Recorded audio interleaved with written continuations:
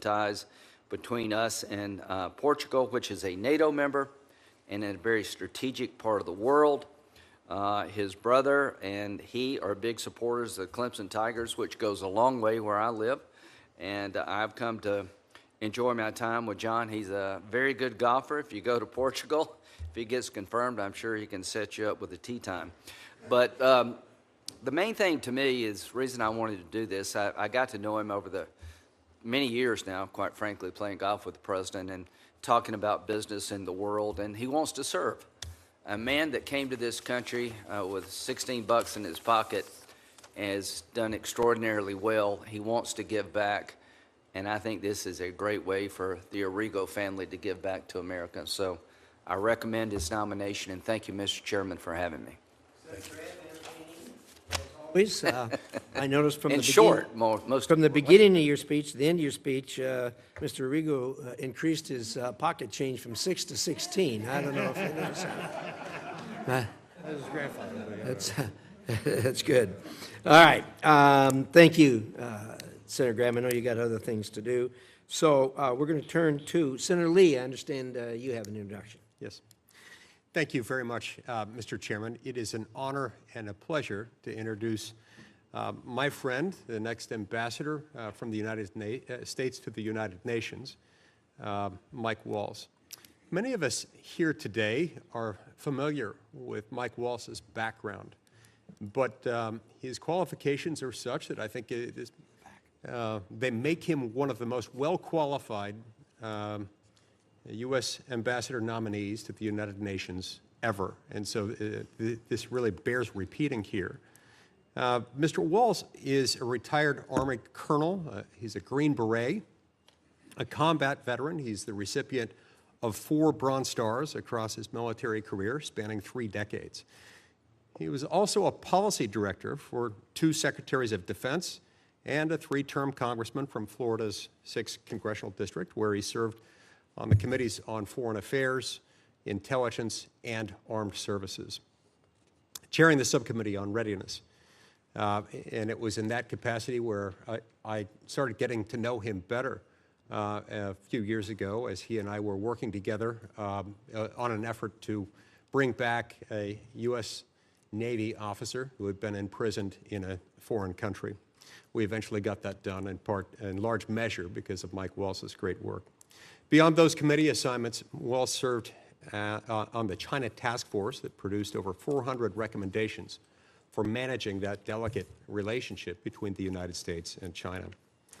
Waltz also helped to unleash the President's America First Peace Through Strength foreign policy agenda that included a truce in the Middle East and delicate negotiations pertaining to the ongoing conflict in Ukraine.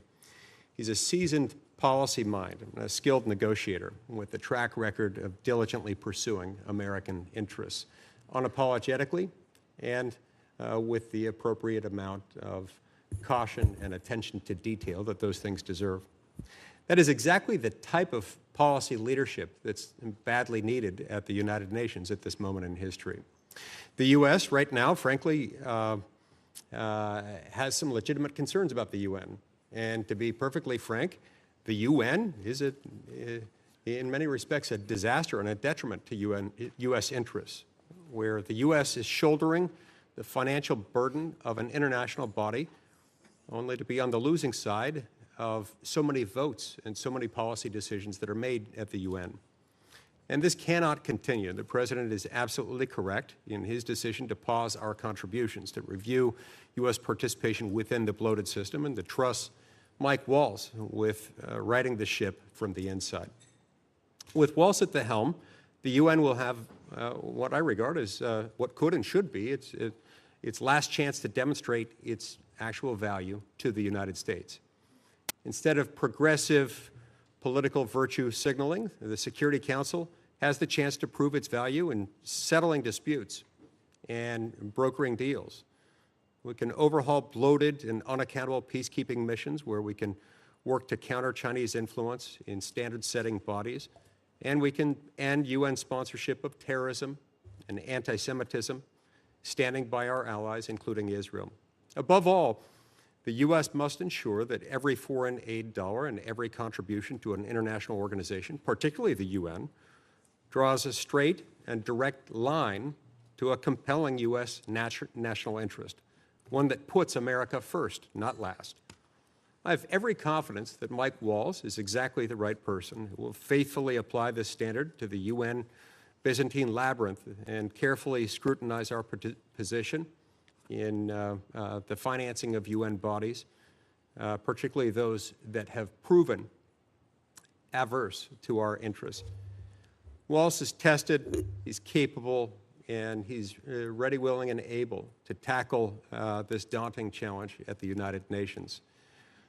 We need him at the UN. We need him there now, and I think he's the perfect man for this very position. I look forward to his swift confirmation. He has my unqualified and wholehearted support. Thank you, Mr. Chairman. Thank you, Senator Lee, for those wise comments. Senator Scott, for the good of the order. Thank you, Mr. Chairman. It's an honor to introduce my friend, President Trump's pick for U.S. Ambassador to the United Nations, Mike Waltz. I want to recognize his family. Thank you guys for being here. You must be very proud of what Mike has accomplished, and I'm glad you're here to support him. I've had the privilege of knowing and working with Mike for many years. We were both, he was elected to the House, and I was elected to the Senate the same year. And it was great to work alongside him with a lot of issues that Florida families dealt with. He was always a tireless advocate for freedom and democracy, and he understands the dangers that come from appeasing dictators. We worked to ensure the likes of Nicolas Maduro and Putin could not benefit from hardworking Americans' taxpayer dollars. I know that as Ambassador to the United Nations, he will bring that same commitment and love of liberty to represent the United States in advocating for the very America First principles the American people elected Donald Trump to champion. He's a patriot. From his time in uniform on the battlefield as a Green Beret to his time defending American ideals in Congress, he has proven his love, his dedication, and his willingness to sacrifice for our country. He has shown a willingness to make hard decisions, support his colleagues, and do what is right. He is a man of integrity, grit, and principle. He will exceed expectations in this role. As Senator Lee has said, we've got a lot of issues with the United Nations, and I know Mike Waltz will do the right thing. So he has my support, together with President Trump and Secretary Rubio. I'm confident that he's going to do an outstanding job representing America's interests at the United Nations. I urge my colleagues to advance his nomination quickly. Thank you, Mr. Chairman. Good luck. Thank you very much, Senator. Appreciate those remarks.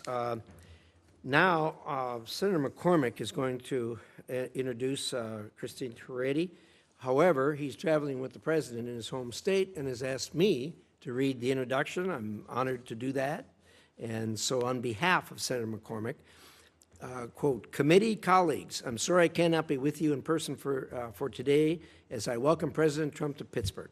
But I'm grateful to the chairman for allowing a statement of appreciation and support from my friend, Christine Toretti, the nominee to be ambassador of the United States to the Kingdom of Sweden.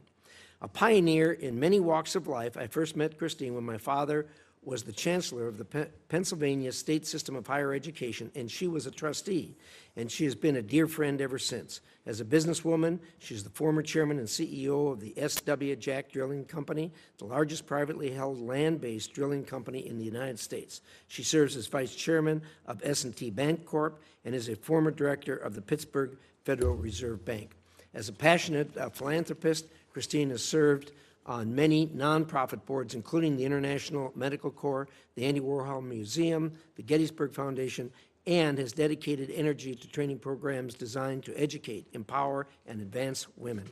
Christine is also an extraordinary force in politics, supporting candidates and party organizations at the local, state, and national levels. She serves as the National Committee Woman of Pennsylvania to the Republican National Committee and was previously the co-chair of the RNC Finance Committee. She was one of the people I consulted first and relied on the most when I ran for the Senate. Finally, and most importantly, she is the mother to 3 sons, Joe, Max, and Matthew, who are the prime motivators for her drive to serve and provide a better future for America.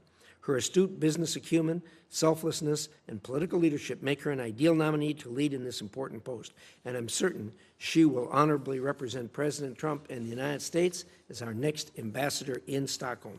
I encourage my colleagues to vote to confirm the extraordinary Pennsylvanian and American. Very good remarks. Christine, welcome. Glad to have you here. Well, we're going to proceed now, and so that everyone knows where we're going here, I'm going to give an opening statement. I'm going to then yield to Senator Shaheen, who will do likewise. And after that, we'll hear 5-minute presentations. Hopefully, you'll keep it to 5 minutes or thereabouts of our nominees. If you want to go beyond 5, we've got a lot of room in the record to publish your remarks, so feel free in that regard. After that, we'll open it to a round of 5-minute questions. And with that, I'm going to proceed. So, thank you again to our witnesses and your families for being here with us today and for your willingness and your family's willingness to help you serve this country at such a pivotal time.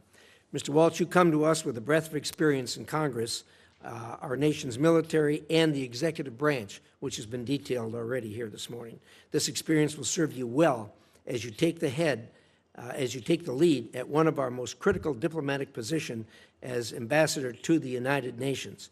The UN is always a challenge and desperately needs reform, which we've been unable to accomplish so far. Your pragmatism and patriotism is sorely needed in New York because, as you know, there is a lot of anti-American sentiment at the UN. Anti-Semitism and anti-American sentiments are on the rise, as is the influence of China and Russia. You will be integral to U.S. efforts to stand up to the authoritarian and communist axes that seek to undermine the United States and our allies and to ensure that our partners at the UN take burden sharing seriously.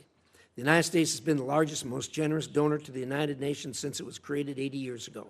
Today, the United States still pays 22% of the UN's regular budget and 25% of the peacekeeping budget, even though we're one of 200 countries on the planet. America has been extremely generous, but taken for granted, obviously.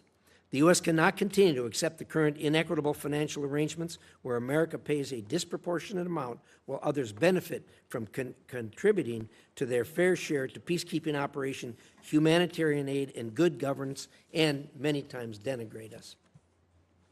We must also eliminate the waste, fraud, and abuse that are endemic to the UN system, from inflated procurement contracts and duplicative programs to the misappropriation of humanitarian funds and employment of personnel-sanctioned regimes.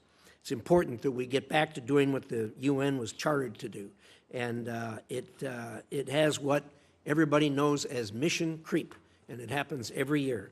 The time has come to demand radical transparency and genuine reform that ensures every American dollar serves its intended purpose of making America stronger, safer, and more prosperous, and to return to the UN to its core and founding mandate of maintaining international peace and security. Mr. Waltz, I trust that you will work with President Trump to right the many wrongs that exist today at the United Nations. Ms. Toretti, the U.S.-Swedish relationship has been built on years of strong diplomatic engagement and security cooperation. Sweden's entry into NATO, something I worked hard on getting done, brought its highly capable armed forces and defense industrial base into the alliance and has made us stronger and safer. Sweden has always recognized its responsibility for its own defense, and now it is deepening its commitment to our shared security by committing to NATO's new pledge to spend 5% of its GDP on defense. It is important that we help further deepen that integration into our alliance alongside with our partners in Europe.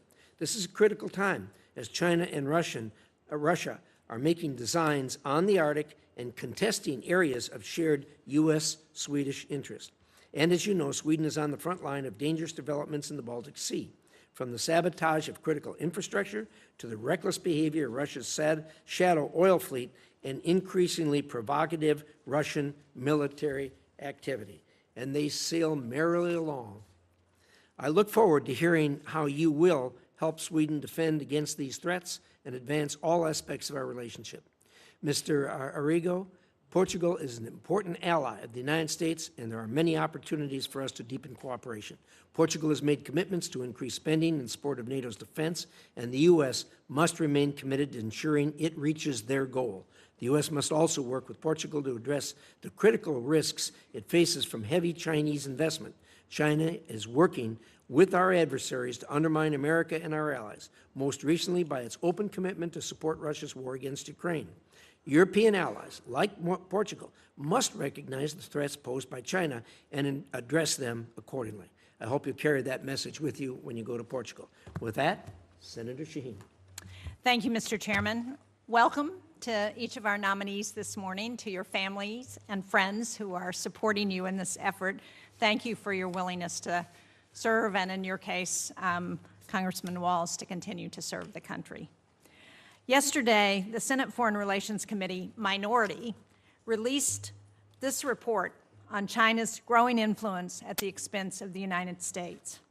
This report makes clear that this competition is one of our central geostrategic challenges. This is a competition that is deeply connected to our economy and to our lives here at home. Whether combating unfair trade practices and IP theft, or stopping the flow of fentanyl into our communities, or protecting Americans from spying and cyber attacks, or helping U.S. companies stay ahead in developing batteries, electric vehicles, and AI, the stakes are very high. The threat to our prosperity and security is real. But unfortunately, instead of strength and focus, we've seen this administration pull back on a global scale. As the administration fires thousands of highly specialized, nonpartisan experts and cuts America's diplomatic budget by 84%, China leads the world in diplomatic missions and is increasing its budget. And the situation at the United Nations is especially alarming. President Trump has said that the UN must return to its core mission of peace and security. But the administration is also proposing to slash U.S. contributions to the UN and eliminate the entire UN peacekeeping budget, increasing the likelihood that American soldiers will be sent into combat zones and making China the largest UN peacekeeping and financial contributor. The Chinese Communist Party must be very pleased at our efforts. They continue making long-term investments at the United Nations and international organizations, not only through contributions, but by placing more Chinese nationals in key roles. Mr. Waltz, I urge you to take this threat seriously. I know you do because you've served on the China Commission. But if we walk away from international bodies like the UN, the result won't be reforms that advance American interests. The result will be that international bodies become increasingly dependent on China, whether it involves technology and AI standards, or global health, or trade deals, or documenting human rights abuses in Ukraine. China will be writing the rules. I don't think most Americans want to live in a world where the Chinese Communist Party is driving the agenda. There remains broad bipartisan agreement that American leadership on the global stage is essential, particularly as China's expanding footprint threatens our safety and prosperity. That's why Americans need a voice not only at the UN Security Council, but at the International Civil Aviation Organization, which ensures airspaces remain safe, at the World Food Program, which prevents famines and responds to crises, the Organization for the Prohibition of Chemical Weapons, which works to eliminate these dangerous weapons, and the International Atomic Energy Agency, which helps reduce the threat of nuclear war. Put simply, we cannot shape these organizations or even push for the reforms that we want unless we're at the table. Mr. Waltz, if confirmed, I hope you will work with this committee to preserve America's ability to lead, to compete, and to shape the future on America's own terms. Mr. Arrigo and Ms. Toretti, because the UN ambassador post has traditionally held cabinet-level status, my remarks have focused on that role. But I also look forward to hearing from each of you how you would advance America's interests in Europe through the posts in Portugal and Sweden. Thank you all. Thank you, Senator Shaheen. We'll now hear from the nominees, and we'll start with Mr. Arrigo.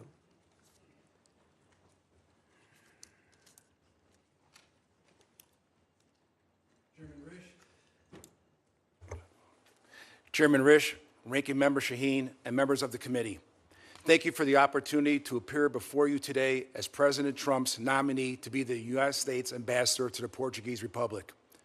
I'm enormously grateful and honored by the confidence President Trump and Secretary Rubio have placed in me. I am blessed to have a wonderful and supportive family, my wife Megan, my daughters Alyssa, Angela, Amanda, my brother Jim, my sister Virginia, my nephew Freddie, and my good friend Pat, who just flew in this morning. Thank you, Senator Graham, for your gracious introduction. If confirmed, I pledge to serve my country honorably, to advance our core national interests, and to always put America first. I've been a successful entrepreneur and business leader for over 30 years. During this time, my experiences have given me deep expertise in managing teams, negotiating complex issues, and most of all, building relationships. I'm confident that my professional experience and business acumen delivered over 3 decades will enable me to represent and advance U.S. interests effectively and carry out the mission President Trump has entrusted to me. I am privileged to have this opportunity today, in large part due to my family, and particularly my beloved parents, Joseph and Frances Arrigo. My father was a visionary leader behind our family business, the Arrigo Automotive Group, which he established with my brother Jim, and that eventually became one of the top auto groups in the country. As a family business, we built our brand focused on our employees, our customer relationships, and not just a transaction, which are traits I will carry forward into this next chapter. My desire to serve as ambassador and advance our core national interests are born out of the recognition of how my family and I have been blessed by the privilege of being citizens of this great nation, and now I have the opportunity to give back to my country. If confirmed, I will use all the expertise I have developed to cultivate our relationship with Portugal and to make our nation stronger, safer, and more prosperous. Portugal is a founding member of NATO and the second country to recognize American independence. Nearly 1.5 million Portuguese Americans live in the United States, helping to generate a strong and vocal pro-American sentiment in Portugal and fostering close bonds of friendship.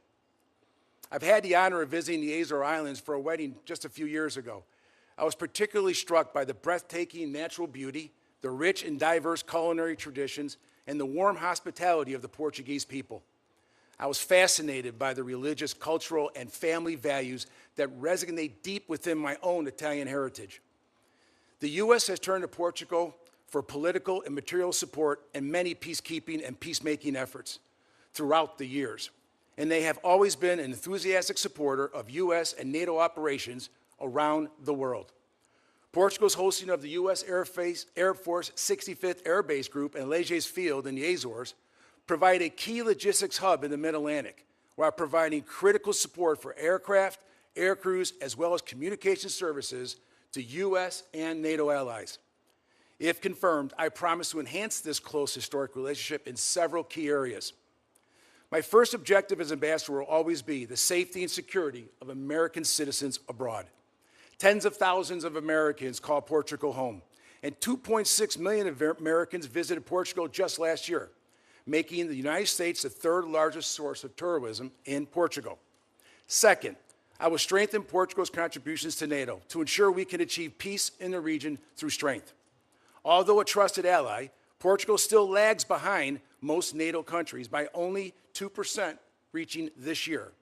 As ambassador, I will work with Portugal to help increase defense spending with the Hague Defense Commitment of 5% and ensure Portugal does its fair share and contributes to more of Europe's security.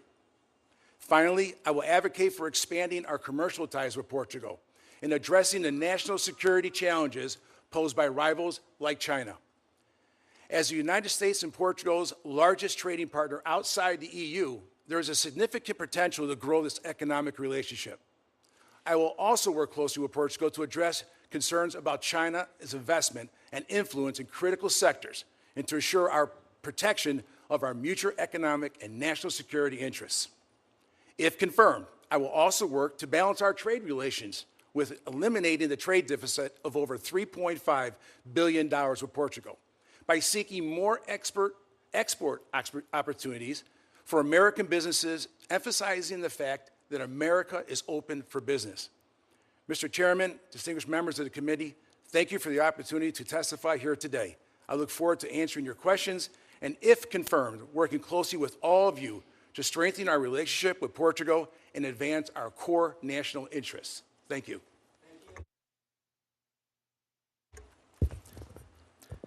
Thank you, Chairman Risch, Ranking Member Shaheen. It's my honor to be here as President Trump's nominee for the United Nations. First, I also want to thank my family, especially my wife, Julia, herself a fellow combat veteran and accomplished diplomat, and if confirmed, you will definitely get double the bang for the taxpayer's buck. I have my mother, Brenda, here, who has always been my rock and who bootstrapped her way through life. My daughter, Anderson, a rising senior at UC Boulder.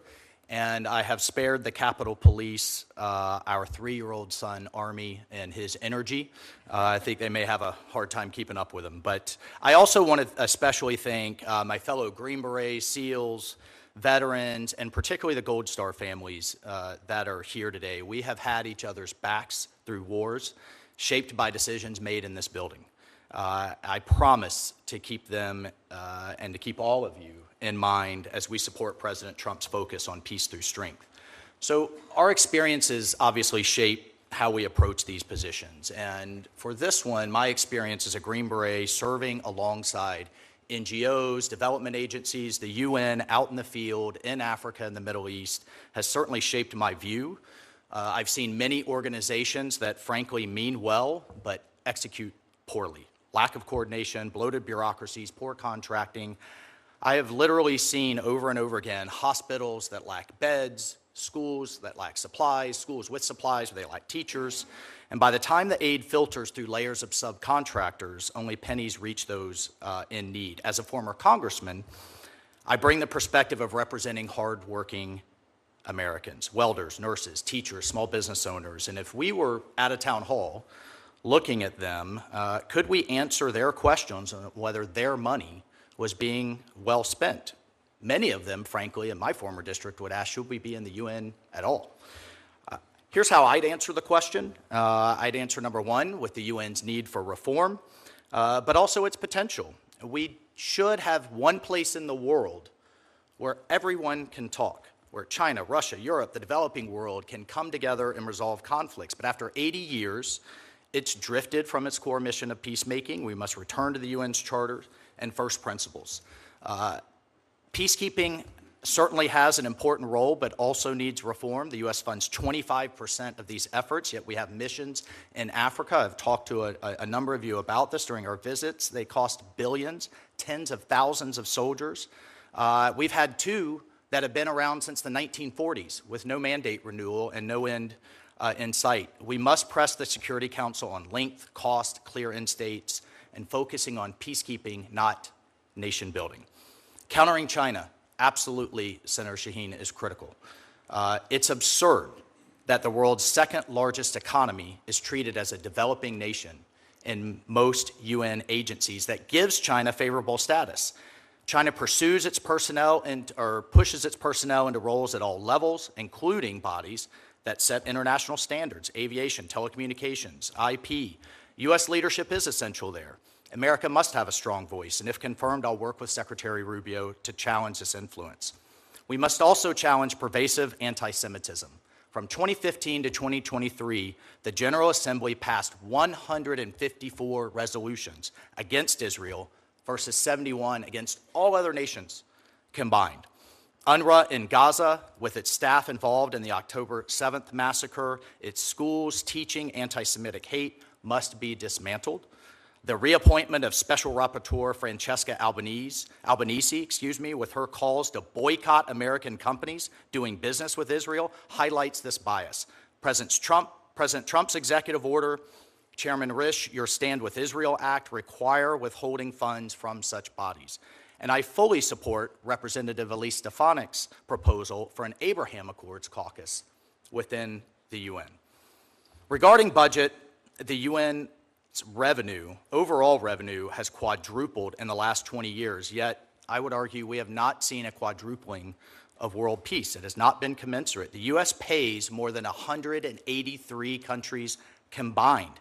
Meanwhile, 28 countries contribute just $37,000 and $5,000 to peacekeeping. The UN has ballooned to over 80 agencies with overlapping missions that waste resources, and if confirmed, I'll push for transparency, like what we're seeing in the Secretary General's UN 80 reform plan, calling for a 20% staff cut. It's worth remembering Despite the cuts, the U.S. is by far the most generous nation in the world. And finally, the UN's radical politicization. Such reports as, quote, stolen Native American land, reports and investigations, quote, called the George Floyd mechanism, labeling American police in America systemically racist, with input from countries like Cuba and Venezuela, it's unacceptable. Mr. Chairman, Ronald Reagan once said the UN can, quote, solve problems or spread discord. He said, the choice is ours. In just 6 months, President Trump has brought dozens of hostages home, justice for our Abbey Gate Gold Star families, secured the border, denied Iran a nuclear weapon, brought ceasefires to conflicts in Africa, the Middle East, and Asia. Yet there is still tremendous work to be done. I'm confident under this president's leadership, we can continue to spread peace and prosperity, and I'm confident we can make the UN great again. Thank you, Mr. Chairman. Thank you, Mr. Waltz. Ms. Toretti. Chairman Rich, Ranking Member Shaheen, and distinguished members of the committee. It is an honor to appear before you today as the nominee. Should I start again? We heard you. Go ahead. I'm pretty loud. It's an honor to be here today as the nominee for ambassador to the Kingdom of Sweden. I'm deeply grateful to President Trump for the trust and honor he has placed to me with this nomination. I am committed to serving the United States with dedication and integrity, and I look forward to working closely with the esteemed committee to advance our nation's interest in Sweden. It is a humbling experience indeed to be nominated for a position such as this, yet I sit before you today prepared to share with you how my experiences in business, philanthropy, and public service have prepared me for this moment. Before going further, however, perhaps my greatest accomplishments are what I consider to be my greatest gifts. My sons, Joe, Max, and Matthew. I am proud of the men they have grown up to be. The three of them are my pride and joy, and my concern for their future was the primary motivation which compelled me to political activism many years ago. And I am so glad to have my son Matthew here with me today. My journey to sitting before you today began arguably in 1990 when I assumed leadership of our family business, the S.W. Jack Drilling Company, following the sudden passing of my father. Despite what many thought of me as a young woman finding my way in a field dominated by men, I succeeded and continued to forge a career deep in leadership experience, business acumen, and volunteer service. Today, I am the chairwoman of S&T Bank Board, a board I have been proud to serve since 1987. Less than 10% of publicly held companies are chaired by women, and my tenure as chair is going into its 8th year. Throughout my adult life, I have sought to bring my experience in business to support a wide range of nonprofit organizations, from supporting the creative arts as chairman of the Andy Warhol Museum, to director of the NCAA Leadership Advisory Board, to the vice chairman of the Pennsylvania State System of Higher Education. For those of you who know me, you know I care deeply about creating opportunities for women in the workplace and in the community. I am proud to have founded numerous programs that train and nurture women in the political arena. I have lived my adult life seeking to provide women opportunities to succeed, a passion which has been a defining characteristic of my adult life. As a native of rural Pennsylvania, serving my community has always remained at the forefront. I have spearheaded many economic development projects, including the construction of an Urban Outfitters distribution center in my county, and was the inspiration for the creation of an osteopathic school in the university located in my community. If confirmed, my primary goals will be to make America safer, stronger, and more prosperous. Above all, I will prioritize the safety of American citizens traveling or living in Sweden, providing them with the support and protection they deserve. I will strengthen our economic ties with Sweden and ensure that American business have the fair opportunities to thrive in the Swedish market. I will cooperate with Sweden to tackle global challenges, drawing on our respective strengths to address multifaceted threats posed by China, Iran, and others.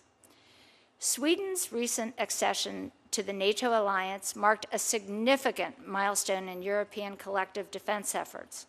Sweden brings a wealth of defense capabilities to the table, including a robust defense industrial base that is renowned for its innovation and technological advancements. The expertise in advancing military technologies and experience operating in harsh environments will enhance our ability to respond to emerging threats. If confirmed, I will work closely with our Swedish counterparts to ensure that our defense cooperation grows even stronger.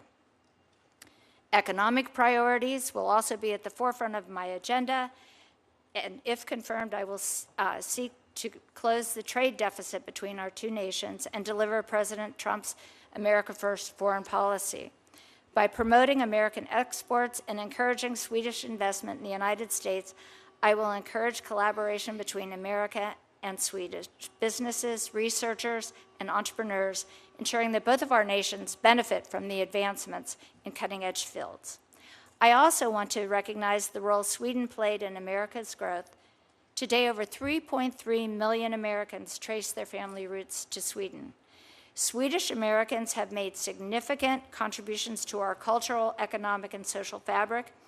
They have enriched our society and fostered a deep understanding and appreciation of Swedish culture. These bonds, along with ties forged through trade, travel, and defense, contribute to a unique, vibrant, and growing relationship.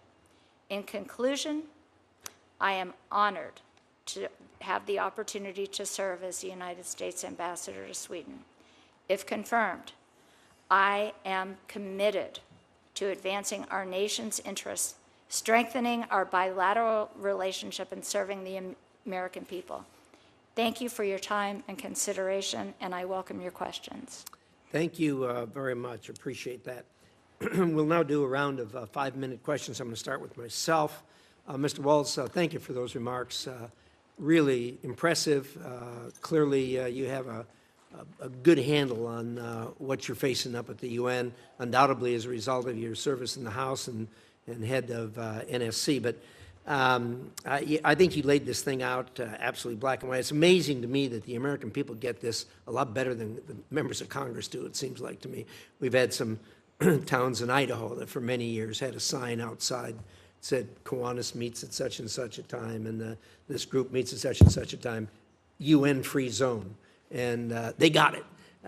There isn't a lot going on right now that is helpful to us. I met with Secretary Guterres, comes in all the time to check the box, I guess, and I go over with him, and he gets pretty disgusted with me when I say, "What are you doing?" And he ticks off, "Oh, we're passing out food here." "Yeah, that's our money." "What else are you doing?" "Well, we're keeping peace." "Well, yeah, that's our money." And you go along and say, look, let's go back to the founding document that talks about keeping countries from trying to overrun other countries. What are you doing there? You can't even pass a resolution condemning what Russia has done. What good are you? We're spending all this money. What are we getting for it? You know, and then, of course, when you get things as atrocious as the fact that taxpayer money, there were people who went with Hamas, members of Hamas, that invaded Israel and murdered people and took hostages that were on the payroll of UNRWA, which is on the payroll of the UN, which is on the payroll of United States taxpayers. I mean, it's just outrageous. You got a heavy lift there, and of course, we all know what China's doing with their penetration. Your thoughts? Well, thank you, Mr. Chairman. I appreciate that. I share your concerns. The President, Secretary Rubio share your concerns, and these are the concerns of our constituents. How are we going to be great stewards, the best stewards we possibly can be of their money, their hard-earned money? There's a number of reviews underway and that have been underway to take a good look at that, and how do we get the UN back to basics? There is good and meaningful work to be done. And I would be honored, if confirmed, to go represent the United States there. We have the snapback sanctions with Iran that Germany just invoked as part of the JCPOA because of Iran's violations of its obligations under the Nuclear Proliferation Treaty. Of course, we have the bold opening that the president announced in his trip to the Middle East and led in the opportunity in Syria that we have to watch very closely, but we have a number of sanctions that we need to lift there in order to realize those opportunities that many in the region are looking forward to engaging on. And I have to tell you, person after person, official after official said, can we get some leadership up there to roll those sanctions back that the president has now done under his executive order so that we can prevent Syria from devolving back into chaos. Of course, we have a number of peacekeeping missions that all too often these mandate renewals, which typically happen every year, I mentioned 2 that are just open-ended that have never happened. Those are opportunities to get better results, frankly, and to question those things that I laid out. How long, how much, what are we going to accomplish? And then, of course, we have the General Assembly, the world leaders assembling this September. So if confirmed, there is a lot of work to be done. I do think there's some goodness to be done, but it must come on the back of major reform. And I've sat in many House hearings where we've talked about reform, we don't see it implemented. I think under this president's leadership and under this secretary's leadership, it's time to get to work. Good thoughts. I have, well, Mr. Arrigo, I'll take a quick run at you. You know, people in America seem to have a pretty good view of Portugal. We've had a good relationship with them. They appear to be a good friend. They got a couple of soft spots, obviously. Number one, China's got the deepest penetration of Portugal than any country in Europe. And the second thing is they can't even get to the 2%, let alone the 5% that we're demanding now. You're going to have to get them there and hopefully bring them to their senses in dealing with China. Your thoughts? Thank you very much for that very important question, and you are exactly right. They have been, over decades, they've been down at the bottom, 25 out of 32 or lower in defense spending. It would be my job to see if we could sit down and come to the table with the military modernization that they need so desperately. The F-16 fleet is quite aging, and I think the F-35 program would be one of my top priorities. I believe if we could sit down and come to an agreement there, that would push them right to the top and then over on their way to the 5%. When it comes to China's involvement, you're right. I've noticed as a private citizen, I've done some reading where is it right to have some of the largest companies in China be owning some of the energy companies in Portugal? Is it right to have construction companies owning some of the largest, CCP companies owning some of the largest construction companies in Portugal? That probably would need to be discussed. So if confirmed, I would like to sit and discuss all the threats that we have between the energy sector, the construction, and the defense spending with Portugal to get them to do their fair share. Thank you. Senator Shaheen. Thank you, Mr. Chairman. Excuse me. Mr. Waltz, these last few months have illustrated how China is all too eager to take advantage of our disengagement at the UN and around the world. And while we may not all like what some UN institutions do, if we aren't at the table, we can't influence the agenda. So do you agree that if confirmed, a central responsibility of your role at the UN will be to ensure that the United States is present, able, and willing to counter the PRC's growing influence at the UN? Thank you, Senator Shaheen. I appreciate the question. I agree it's absolutely critical. And if confirmed, yes, I agree. I will take just a second to point out, under the first Trump administration, under the 2018 National Security Strategy, he really led the pivot, which I think pivoted the entire national security apparatus in Washington, D.C., away from the Middle East, away from counterterrorism, not as a zero sum, but to focus on the near-peer threat that China absolutely is. And then just in this administration, Secretary Rubio's first trip was down to Panama to address what we've all heard hearing after hearing, an encroachment on the Panama Canal, a strategic waterway. Panama is now the first Latin American country in decades to back away from the Belt and Road Initiative. The malicious behavior, but also the potential of the Chinese Communist Party, the malicious behavior, the potential of the relationship, I should say, will be top of mind for me. I know it is for the Secretary and the President. I agree with you, Congressman. That's why I find it so puzzling that there's been no coherent strategy for how to address China within this administration. There's no consistent messaging. If you look at where China is moving in, where the United States has moved out, within days of our shutting down of USAID and foreign assistance programs, China was already labeling the United States as an unreliable partner. Within months, China has moved in to so many of those foreign assistance programs that have been shut down, that had been operating for years to provide a role for the United States in so much of the world. And we have packed up our bags and gone home, and China's there. They're on the ground. And if you read the report, you will see instance after instance that questions why what we're doing makes us stronger against China and allows us to compete.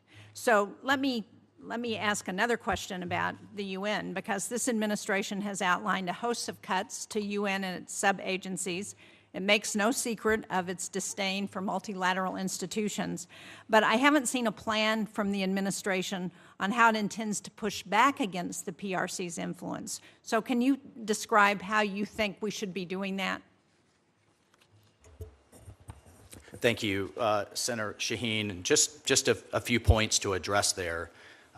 Number one, I look forward to reading the report and to working with you, the committee, and the team on that. I have to tell you, though, in my experience, even in the last 6 months, but even more broadly, I've seen partners in the Middle East that were heading into the PRC's orbit make it very clear that they want to work with the United States, particularly since the election of President Trump. I think the peace agreement between the DRC and Rwanda that we just saw in the Oval Office, China has had all kinds of activities across Africa, but they've also heavily polluted, bring in their own labor, often engage in certain types of corruption. As we have a race for national resources to power the economies of the future, I think that was an incredible moment. And from the president's perspective, I feel confident in saying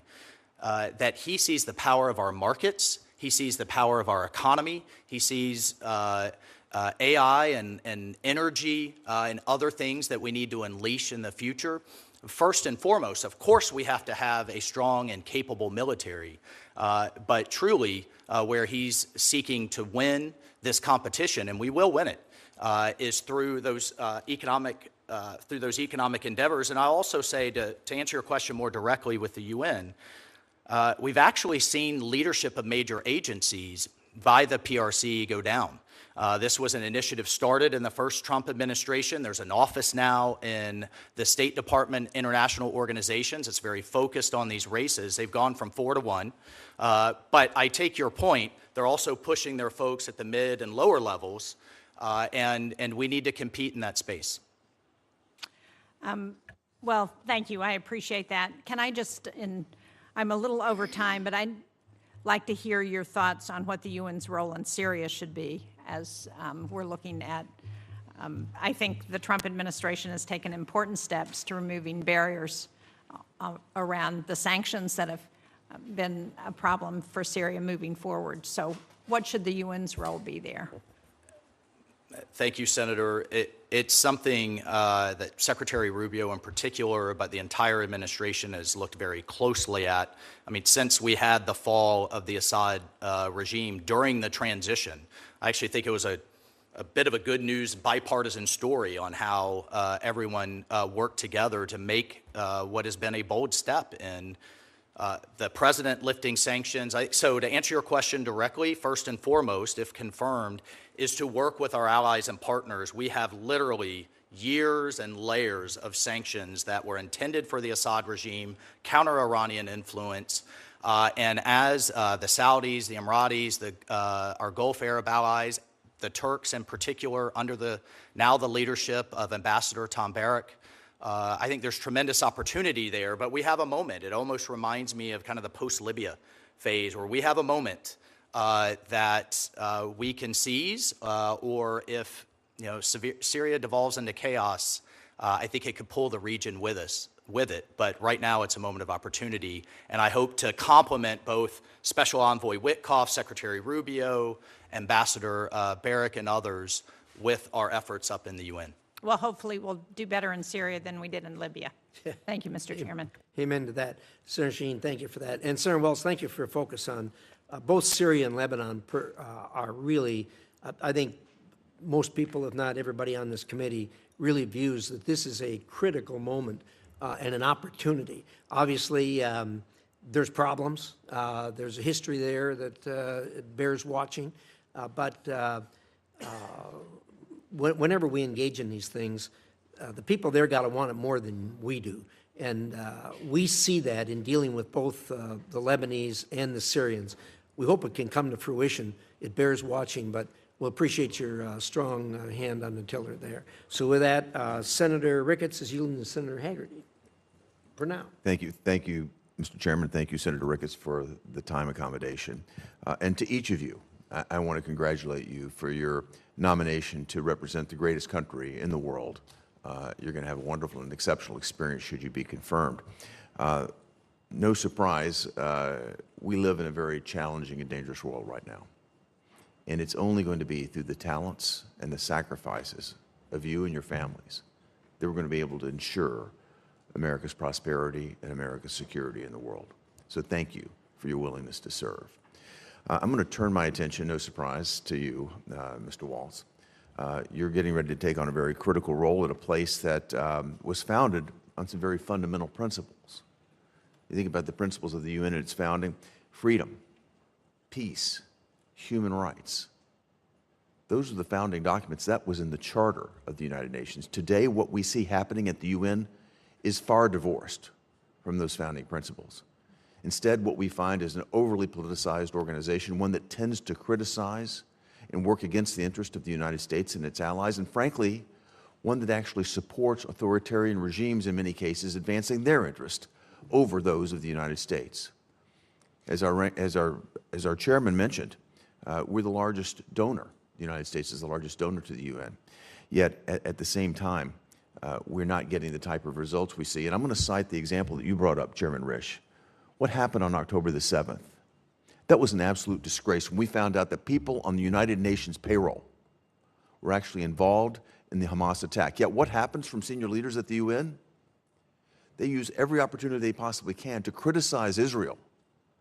Yet at the same time, they diminish the role of their own personnel in those attacks. It's absolutely shocking to me.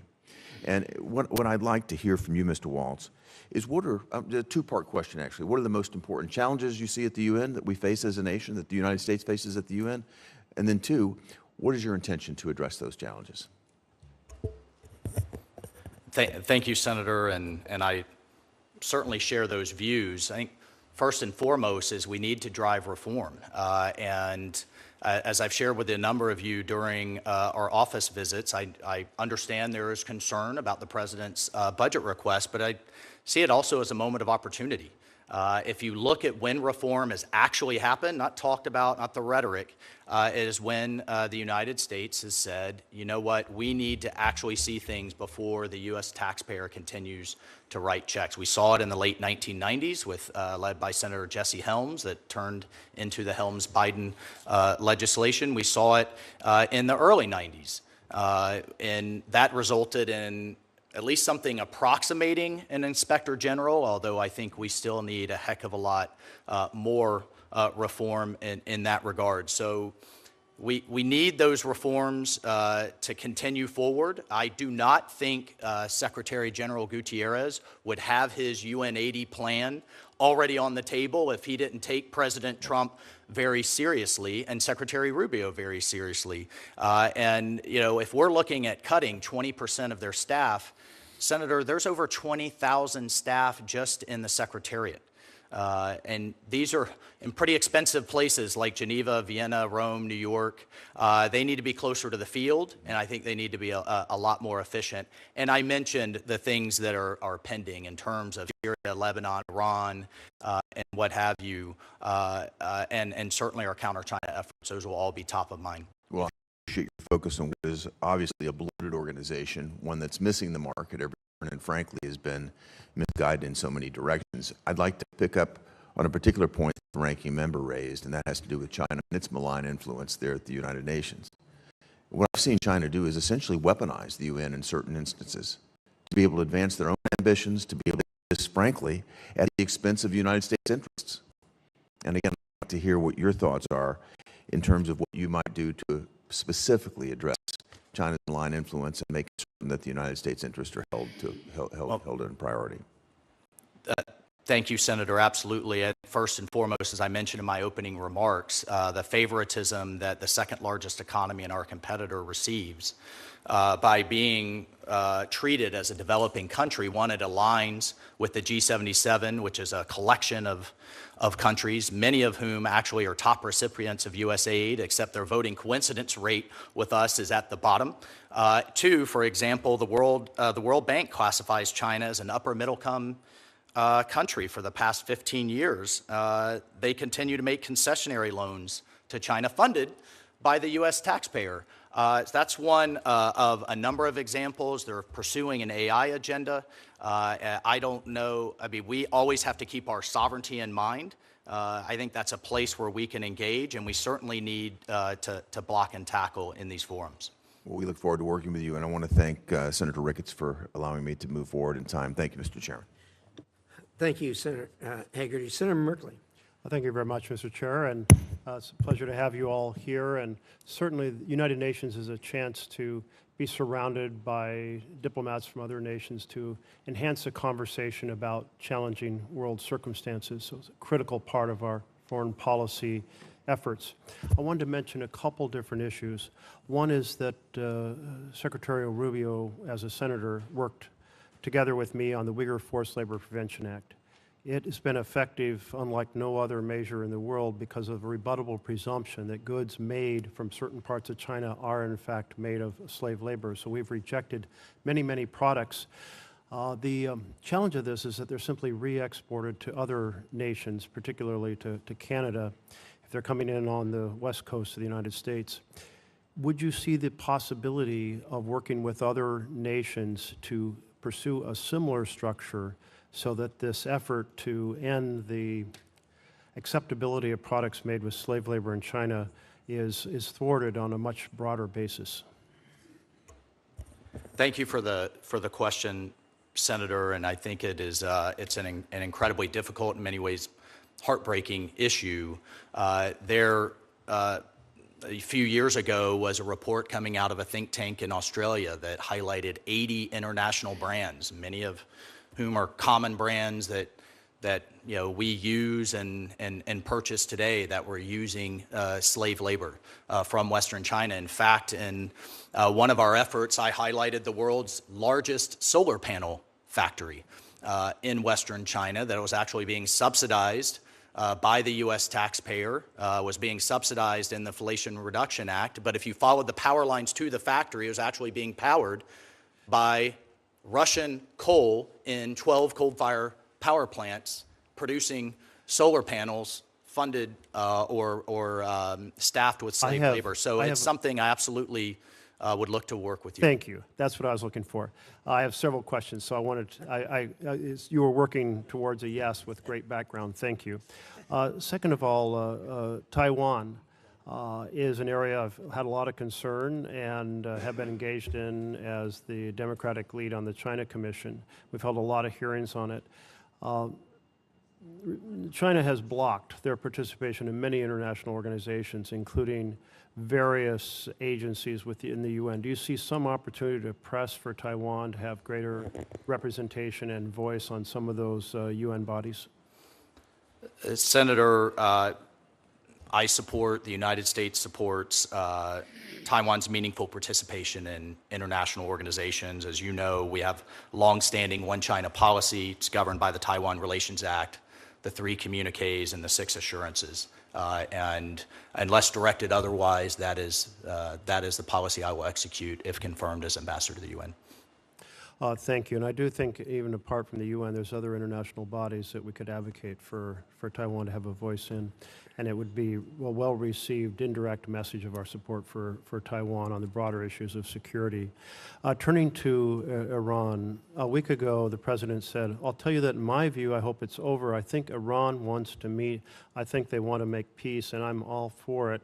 It seems like there's a win-win opportunity here. Iran has said it doesn't want to pursue a nuclear weapon, and our intelligence has confirmed that. In the past, they've accepted very steep limits on enrichment, just at 3.67%, well below the 90%. And there's a deep weariness over the very stagnant economy in Iran that really has not served the aspirations of the Iranian people. So there is a framework and a possibility for an enduring peace in which Iran is nuclear weapon free. We guarantee that there's no plutonium path, uranium path, or surreptitious path, covert path, that they stop supporting militias through the arc that extends clear to Syria and Lebanon, and that there's a more prosperous economy so the Iranian people return to being kind of full members of the international community. You mentioned that Germany, but also United Kingdom and France have all said they're going to snap back on JCPOA. Can you use, will you work to utilize your role at the United Nations to find this win-win solution to the situation with Iran? Yep. Thank you, Senator. And when I, just to clarify, when I mentioned Germany, my understanding is Germany is actually, as part of the E3, has actually triggered the mechanism. As you know, there is a multi-week cure period and then another 30-day period before the snapback provisions expire on October 18th. So if confirmed, yes, I would fully engage in that process and have been working with our allies, as has Special Envoy Witkoff and Secretary Rubio. To Iran, I mean, first and foremost, I think we need to recognize and thank our amazing B-2 pilots, everything and everyone that worked with them, from maintainers, refuelers, to the intelligence community, to make sure Iran can never have a nuclear weapon, which the president has been clear on his goal for quite some time. In terms of negotiations, the president has made it very clear that he hopes for a better future for the Iranian people. I think we all do. And we engaged in diplomacy, working with our partners in Oman, but we also made it very clear that they could not have a domestic enrichment capability. If they want to have a 1-2-3 agreement like our allies in the UAE, if they want to buy material, if they want to have a civil program, I think that's again, until directed otherwise, that is absolutely on the table. So this is a moment with Syria, with Lebanon, with the Abraham Accords, that I think we could see prosperity, but the regime has to make a decision to move away from its desire to have a nuclear weapon. Thank you. My time is out. Thank you. Thank you, Senator. Thank you much, Mr. Waltz. You're correct. The problem is not with the Iranian people. The problem's with the Iranian regime. We wish they could move away from that. In any event, Senator Ricketts, you're up. Great. Thank you, Mr. Chairman. Thank you to all of our nominees, and congratulations on your nomination, and thank you for your willingness to serve our great nation. Mr. Waltz, I'm just going to go pick up with where Senator Merkley left off. You mentioned that Germany has triggered the snapback sanctions. My team was just doing some quick research to try and find that. We couldn't find any mention of that right offhand, but it is hugely important that the E3 get those snapback sanctions. You know, the air campaign by Israel and the successful attack by, as you mentioned, our bombers, to be able to hit those key nuclear facilities was really, really important in hampering Iran's ability to have a nuclear enrichment program. But it's not the end of the story. We've got a lot more work to do. Iran is still out of compliance with their obligations under the JCPOA, and they are not allowing the EA inspectors to be able to get into those facilities, so they're in violation. It's absolutely critical that the E3 do those snapback functions. Will you commit to working with them to push them to get that snapback in place? And as you mentioned, that deadline of October 18th, because of the cure period you were also mentioning, it's really more like September where they really have to get this done. But as UN Ambassador, if you're confirmed, will you push them to get this done? Thank you, Senator. And if my mention of Germany was from open source reporting, so if that was an error, then you know that was. Well, it's good news if it's true. If it's actually, but we've also happens. Spoken to the United Kingdom and France as well, and I have full confidence that they will work with us. We've had these conversations literally through the transition and over the last 6 months. The second executive order the president signed was to reinstitute maximum pressure on Iran, but you raise a fantastic point in that we need to get those inspectors back in there with the IAEA, and it is obviously notable that the June report from the IAEA was the first censure of Iran for its non-compliance in quite a long time. And one of the things Iran always says is they want this program for peaceful means, yet there's no reason they need to have an enrichment program to have a civilian nuclear program. 23 other nations are doing it without having enrichment facilities. We need to continue to push that the only way we can guarantee they cannot get a nuclear weapon is if they do not have an enrichment facilities. Would you agree? I would, as both the president and the secretary have said, Senator, and I think the most amazing aspect of this episode was that the president truly sought diplomacy first. He took bold and decisive action along with our ally Israel, and then immediately returned the situation right back to a ceasefire to again engage in diplomacy. So when President Trump says he puts diplomacy first, I've seen it firsthand, and I would be honored if confirmed to continue to participate in it. Well, let's talk about one of our best friends in the Middle East, certainly is Israel. And you mentioned in your opening remarks the anti-Semitism that is just rampant in the United Nations. And I think you gave the stat that there were more resolutions targeting Israel than all other nations combined by double. And it's just stunning what the United Nations has done. So as the UN ambassador, if you're confirmed, what specific actions can you take to shut down this anti-Semitism at the UN and the anti-Israeli basis?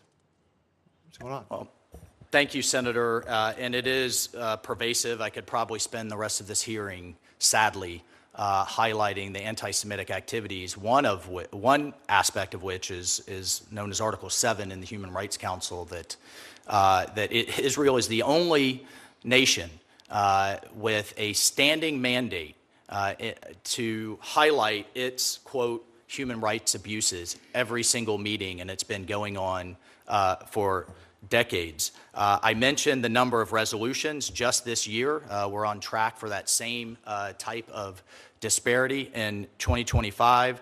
I support the Secretary's call for sanctions on the Special Rapporteur, Francesca Albanese. I think she is the poster child for anti-Semitism in the UN. And I think we have to take a step back and address and work with both Israel and work with our allies on why this continues to happen. I understand the humanitarian crisis in Gaza, but I will say over and over again, if Hamas would lay down their arms, if they would surrender, if they would stop sacrificing their own people, the fighting would stop today.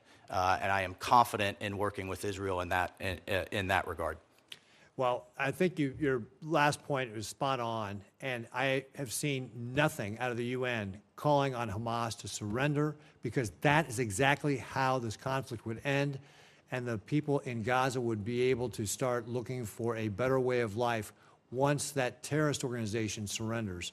So push the countries of the UN to come down very clearly that they can best serve the people in Gaza by getting Hamas to surrender. Thank you, Mr. Chairman. Well said, Senator Ricketts. Senator Murphy. Thank you very much, Mr. Chairman. Thank you all for being here. Mr. Waltz, the UN doesn't have a conventional army. It's got peacekeepers, but there's no aircraft carriers. There's no air force. This is a place where smart power matters, right? This is a place where we invest in things like diplomacy and humanitarian aid and economic development to try to stabilize the world. I think what worries me about your fit for this position is that while you were at the National Security Council, you oversaw the dismantling of many of our most important smart power tools in the U.S. foreign policy toolkit. A lot of conversation has happened on this committee about what has happened to USAID, our ability to influence the world through economic development and humanitarian assistance, but not as much conversation has happened about the attempted destruction, I think led by an NSC process, of our information and media operations around the world. This administration, while you were at the NSC, essentially shut down USAGM, which is the umbrella agency for our global media operations, fired 92% of the staff, announced plans to shut down Radio Free Europe and Voice of America. That they're only open today because of court orders. The administration does not support the Global Engagement Center, which is also now shut down, which was the State Department's ability to try to work with partners around the world to counter Chinese propaganda and Russian propaganda.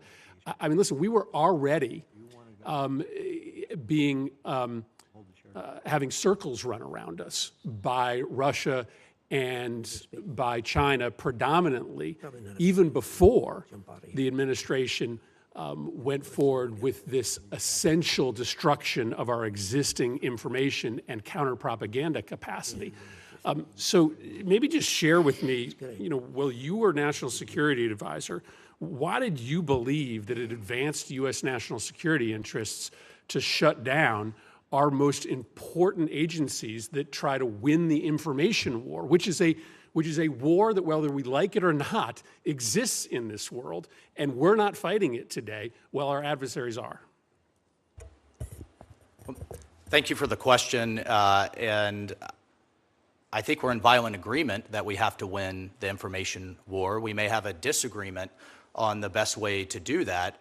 What we did not see were the metrics, were the actual results. As you mentioned, we're getting, in many ways outpaced in the information space, yet for decades we've had these entities that have become expensive and have become quite bloated. I think the best way to block and tackle our adversaries abroad is through our amazing private sector, through innovation, through what we're seeing in our leadership role in AI and in other spaces. And so as the president, as the secretary looked across the interagency and those entities, they made those decisions. But the private sector isn't going to fight Russian and Chinese propaganda around the world, right? I mean, that has to be an essential function of U.S. national security policy, correct? Well, what they are going to do is show the power of free markets, the power of entrepreneurship, and show really the power of the U.S. In terms of a free society and with our values. We're going to rely frankly, but I think we're actually more aligned than what you think. I think what we were looking at is the actual effectiveness. It's the tool that we questioned, and then the president, the secretary, made a decision to reallocate resources. Listen, I hope the administration does rethink this if they've got a better idea on how to try to project power in the information space. Then I think we're all willing to hear it. But right now, we're taking ourselves off the playing field. You were very involved in the offensive operations in Yemen. As you saw in this last week, the Houthis have restarted attacks on the shipping lanes, two very devastating attacks. Throughout the last 2 months, they have been continuing to take offensive operations against Israel. It doesn't look like we did much to really fundamentally change the battle space there. They still have pretty robust offensive capabilities to target shipping lanes and to target our friends. We spent, looks like, around $1 billion, depleted a lot of our ammunition stocks. How do you look at that operation in retrospect, knowing that as we sit here today, the Houthis have once again begun attacks in the Red Sea? Well, thank you, Senator, for the question. I think we also have to look at it in the context of, from the figures that I've seen, a 20 to 30% increase in shipping through the Red Sea, an increase in revenues through the Suez Canal, and what we do not have are our warships being used as target practice by the Houthis, was what, frankly, we had in the last administration. Now, do we need to work to make sure that's enduring? Perhaps the Houthi leadership hasn't fully gotten the message, but I would defer to Secretary Rubio, Secretary Hegseth, and the President on the way forward there. Thank you, Mr. Chairman. Thank you, Senator Murphy. Senator Barrasso. Thanks so much, Mr. Chairman. Well, congratulations to all three of you. Mr. Waltz, thanks so much for coming to my office yesterday, and enjoyed the discussion. I know you're going to do a terrific job representing our nation's interests at the United Nations. We are the largest financial contributor to the U.S. We've contributed, what, $13 billion to the United Nations the last fiscal year. As the U.S. ambassador to the UN, you're going to need to closely examine how American taxpayer funding is being used by so many of these international programs.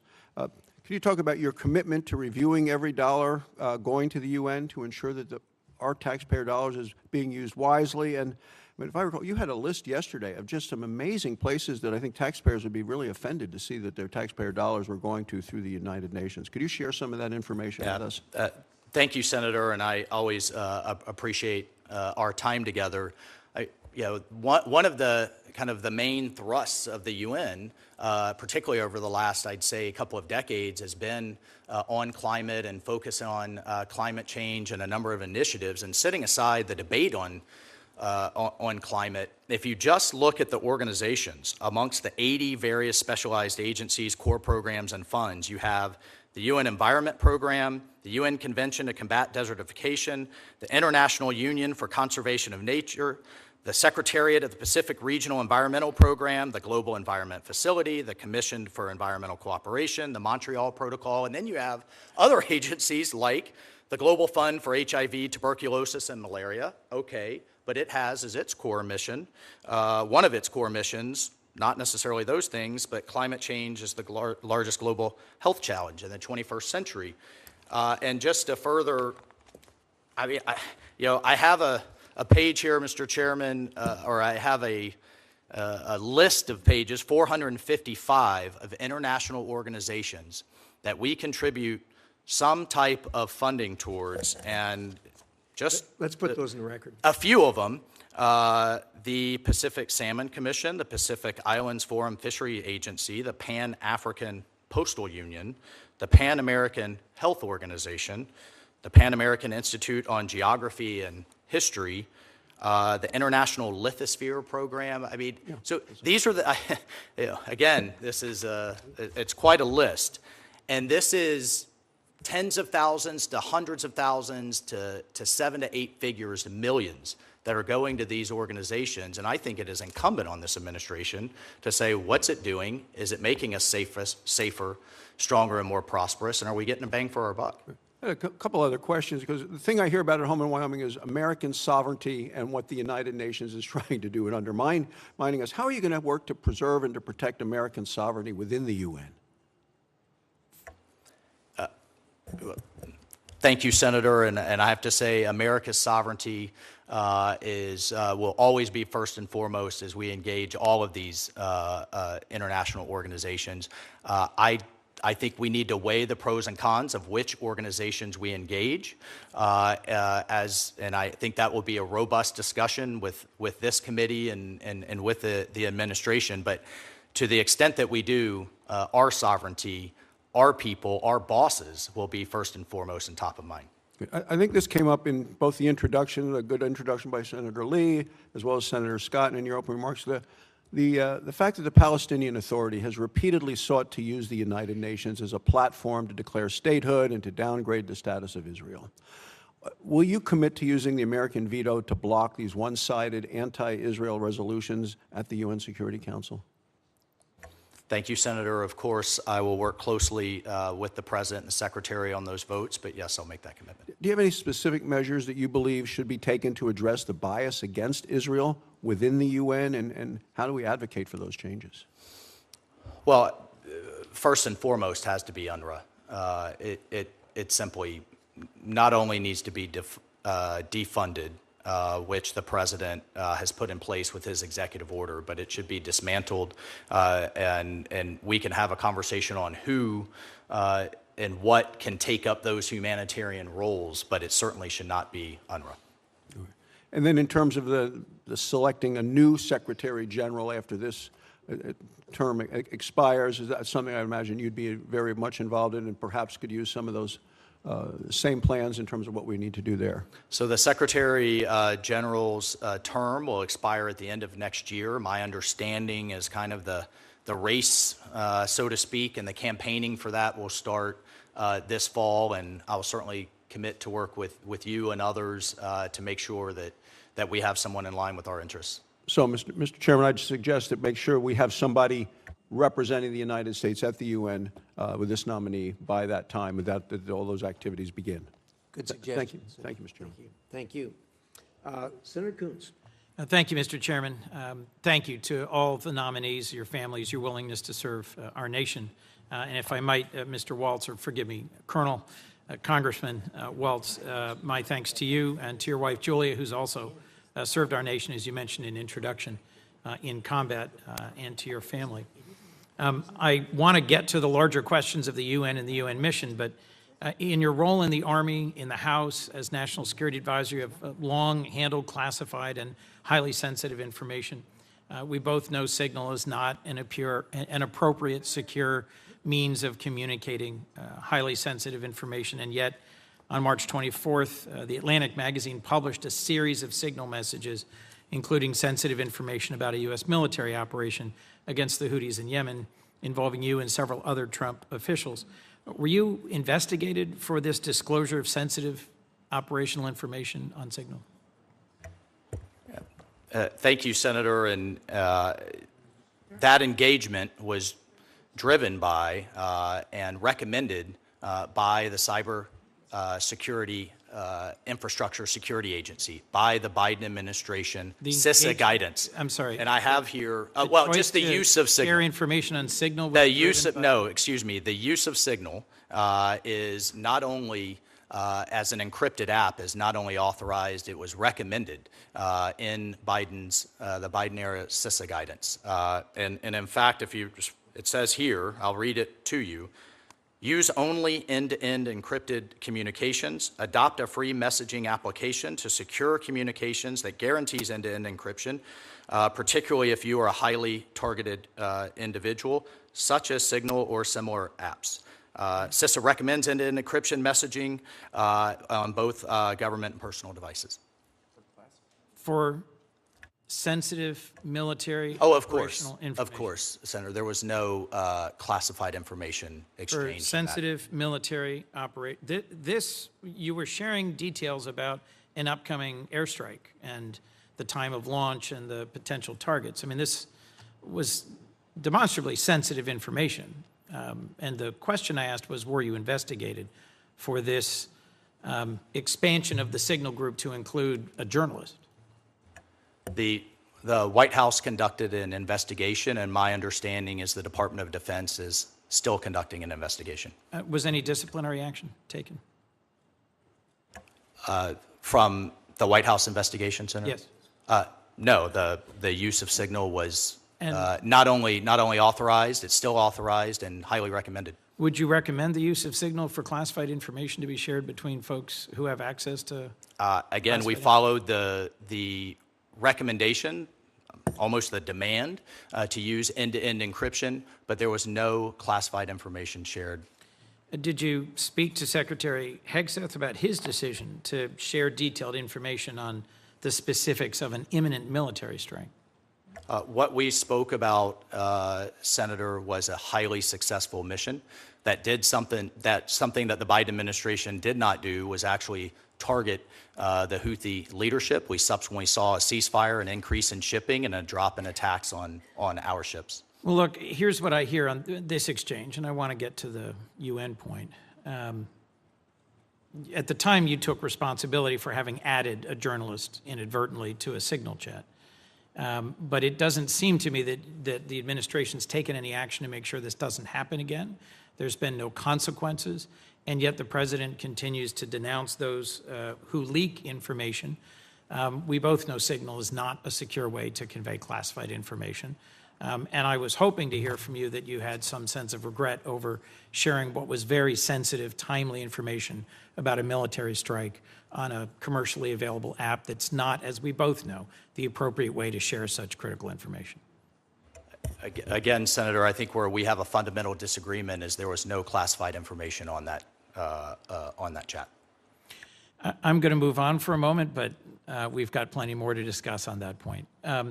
China in the UN system, there was plenty of agreement on this side of the dais, and I think with you, that we need to combat anti-Semitism and anti-Israel bias in the UN. We need to ensure taxpayer dollars are well spent. We need to engage in our world, and from your service on the China Task Force, you know very well what a central challenge for us China is. Yet across organizations, the ITU, the FAO, UNESCO, WIPO, I think the only way we successfully push back on China's influence is by being at the table, driving reform. When President Trump withdrew from the World Health Organization, the Chinese sent their largest delegation ever to the next meeting. They've contributed $500 million. They're now the biggest contributor. I can understand some of the frustrations or concerns that led to the withdrawal from UNESCO, but in the last Congress, with Israeli support, I led our rejoining UNESCO. We've talked about, you've mentioned earlier today, standard-setting bodies as being essential. How do you balance a budget request that dramatically reduces our contributions to the UN with needing to be at the table to fight for the standards, whether it's telecommunications, civil aviation, intellectual property? You just waved, here's this great big list of organizations. Many of them do critical things. How are you going to strike that balance appropriately, sir? Thank you, Senator, and it was good to discuss this with you. I will point out in the President's budget request there is funding for IAEA, for the International Civil Aviation Organization, for the Organization Prohibition of Chemical Weapons, for the ITU, for the IMO and maritime, and so I look forward to working with you and working with this committee on how we make those decisions of where we engage and then how we engage. But I think we're in violent agreement that we have to block and tackle Chinese influence. Would you pledge to not support just unilateral withdrawal from these organizations? I will certainly support and follow the Secretary and the President's guidance as we weigh that engagement through these reviews. Thank you. Thanks, sir. Senator Lee. Thank you, Mr. Chairman. Mr. Waltz, I'd like to start with you, and if it's all right, I'd like to start by going a little deeper into something related to what Senator Barrasso asked you a moment ago. Membership of the UN's three-member Board of Auditors is currently shared by three countries: China, France, and Brazil.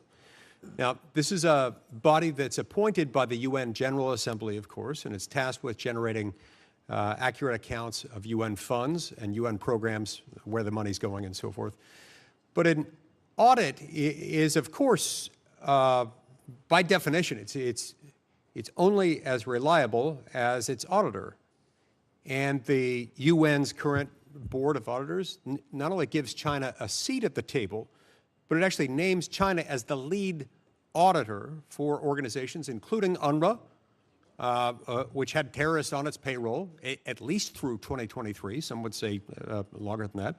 The environmental program, despite the fact that the environmental program has been exploiting the developing country status to access environmental-related financial assistance for a number of countries, including some that arguably don't deserve that designation. And the UN headquarters, which, as we all know, is based in New York. So my first question to you is, how can we comfortably fund these UN entities, knowing that at some point in the process, our dollars will become commingled into these international accounts, accounts that many of our strategic competitors and right now our pacing threat may be in charge of auditing? But how do we deal with that?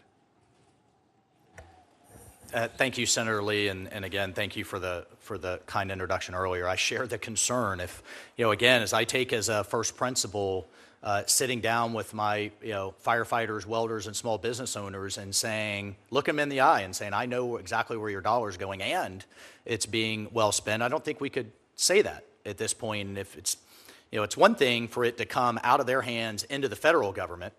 Then it goes from the federal government over to a multinational entity.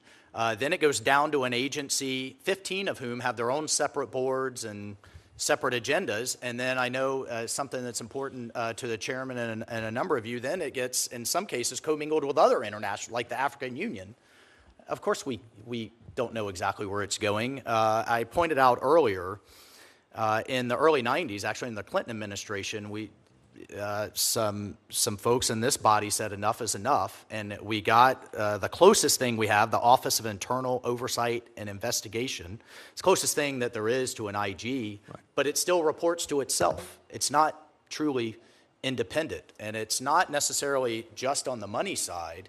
If you have whistleblowers that say there's fraud, waste, and abuse, it basically comes back to itself, or even things like sexual abuse out in the UN's peacekeeping forces. Right. We need an actual independent entity that we all have confidence in to understand where this money and other nefarious activities are happening. Right. And then it becomes sort of like a self-licking ice cream cone. The self-auditing rogue actor within the UN is not necessarily one to be trusted. The UN's budget has gone from $15 billion to $65 billion in the last 20 years, and I don't think we're getting the commensurate return on our dollar.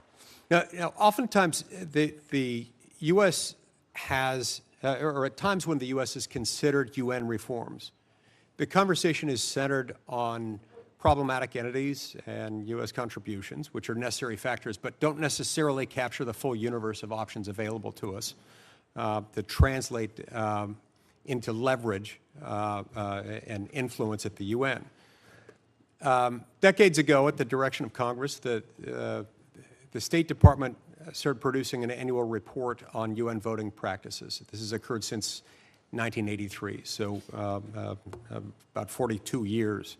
This has been going on. The report demonstrates that, candidly, the U.S. is outvoted in the vast majority of cases at the UN. It's just how it turns out. Now, despite having this report at our disposal, successive administrations, administration after administration since we've had this report, they have yet to draw much of a correlation between voting coincidences at the UN and the provision of U.S. foreign aid, with the U.S. consistently providing aid to countries who actively and routinely, almost as a matter of course, oppose U.S. positions at the UN. So as the current administration carries out this much needed, very much welcome, long overdue review of U.S. foreign aid so as to recalibrate our aid to our interests, should voting patterns at the UN be used as something of a metric to take into account and to determine and qualify U.S. foreign aid recipients? Senator, I think it's a fantastic point. It absolutely should be. I'll commit to work with this committee, with the Secretary, to put mechanisms in place that it is. But to your point, if you look at the aid, by the figures I've seen, over $100 billion have gone through UN entities into Africa, and we're looking at between a 29 and 32% voting coincidence rate.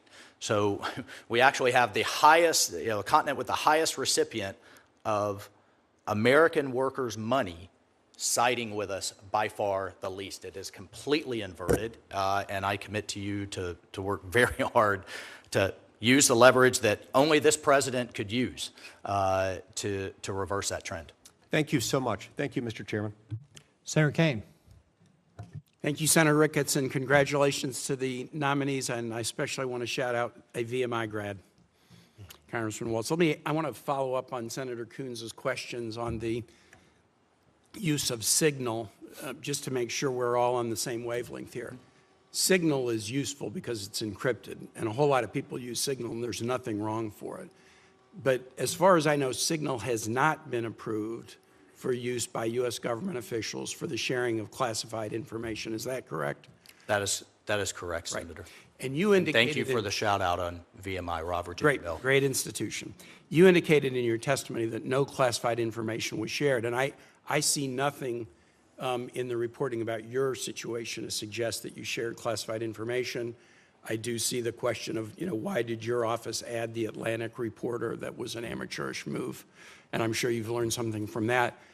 But on the question of whether classified information was shared, there are at least two DOD investigations. One, the DOD IG, and the second, Air Force, an investigation ongoing into whether Secretary Hegseth shared classified information. My understanding is those are ongoing. They haven't yet reached a conclusion, but they certainly haven't reached the conclusion that no classified information is shared. Am I wrong about that? Senator, thank you for the question. I shouldn't and can't comment on ongoing investigations. What I can do is echo Secretary Hegseth's testimony that no names, targets, locations, units, routes, sources, methods, no classified information from his perspective was shared. I got it. I'm sure Secretary Hegseth says he didn't share any classified information, but the fact of the matter is there are two investigations going on at the Pentagon precisely to determine in an objective and independent way whether classified information was shared. At a minimum, sharing attack plans with sensitive military information that shouldn't have been shared. There was an article that I just read that came out late yesterday that I would like to introduce in the record, Mr. Chair. It's the Trump administration is about to incinerate 500 tons of emergency food. It was published in the Atlantic yesterday. I'd like to introduce it in the record. Without objection. This really is a little bit more of a setup for the hearing we're going to have tomorrow with Michael Regas, but I just wanted to put it on the record so that he could be prepared to answer this question. The article suggests that 500 tons of food purchased by the United States to the tune of about $800,000 months ago that are nutritional biscuits designed to stop children from starving have been in a warehouse in Dubai for months and months and months.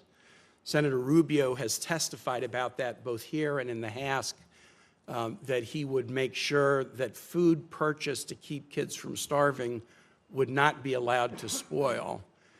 The article suggests that this food is on the verge of spoliation and that the U.S. has not distributed it, but is instead planning to incinerate it. Now, I know Mr. Arrigo and Ms. Toretti have had nothing to do with this, and I assume, Representative Waltz, that this is not an issue that you've been involved in up to this point.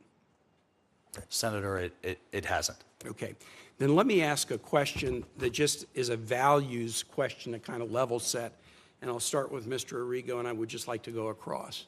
I'm going to make a statement, and I want to ask if you agree with me or not. If the United States has purchased specialty foods designed to help kids from starving, we should deliver that food to kids rather than allow it to spoil and incinerate it. That's my view. Do you agree with me or not, Mr. Arrigo? Well, thank you very much for the question. Senator, as a private citizen, this is something I've just heard of today, and I haven't been briefed on this situation. I really don't know exactly the depth of what you're saying. So I would actually have to probably refer back to the Secretary Rubio, President Trump, and find out exactly where and what happened to this particular situation so I could answer you better. I'd hate to say something. Representative Waltz. Thank you.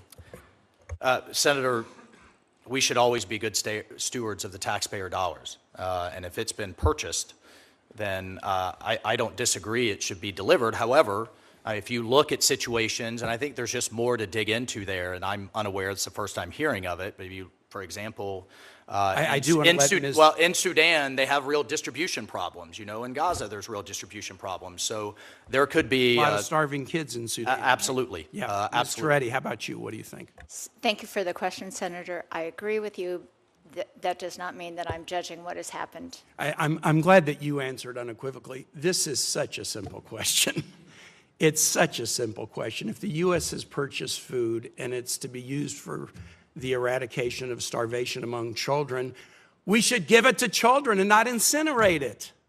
I mean, it is such a simple question. I just asked you to test your values, and I'll just go back to you, Representative Waltz, as I close.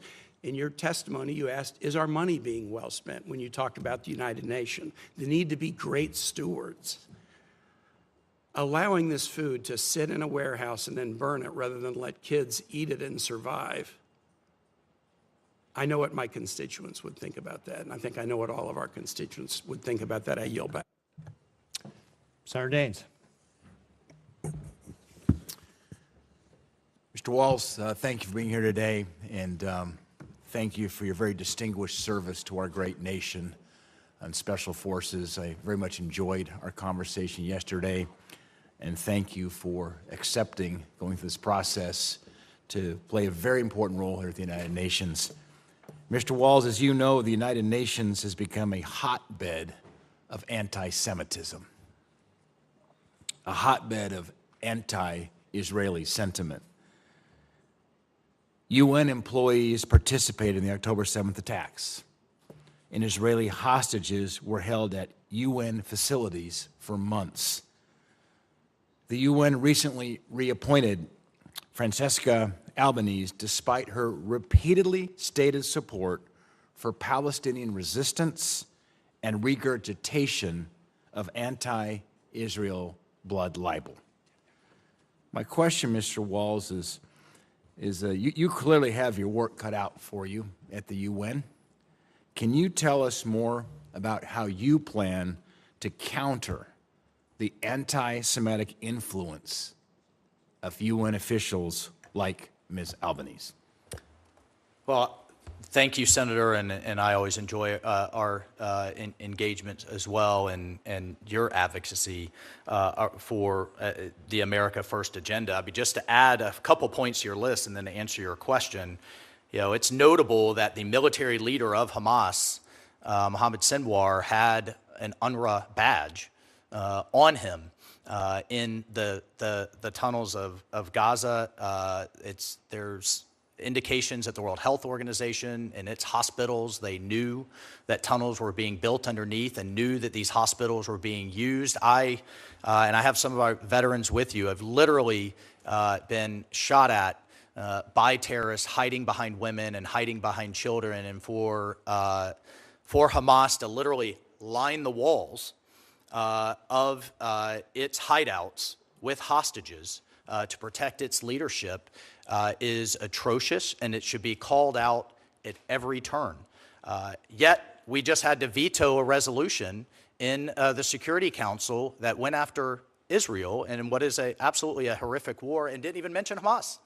And certainly didn't mention the fact that its leaders deliberately sacrifice, as a matter of strategy and tactics, deliberately sacrifice their own people in order to turn world opinion against Israel. So I think probably the easiest way to answer your question is sunlight is often the best disinfectant, and to continue to spotlight it and use not only the platform that is this position, but I think one of the best communicators in the world, which is President Trump, Secretary Rubio, and the leadership in this administration to continue to call it out.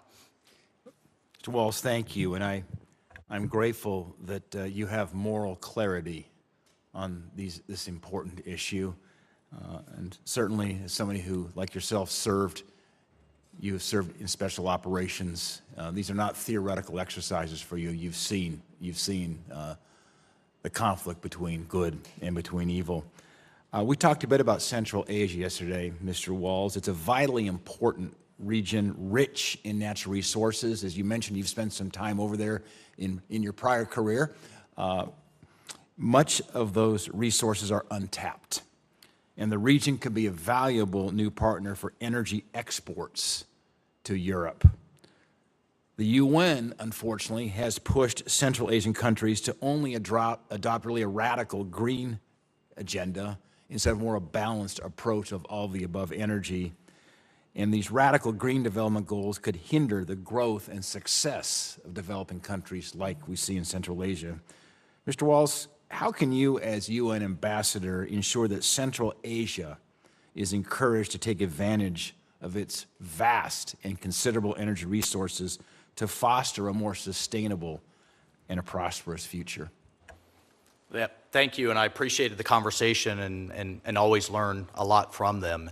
One of the things that I admire about how President Trump approaches diplomacy, we saw it in his first Middle East trip, is what I call commercial diplomacy.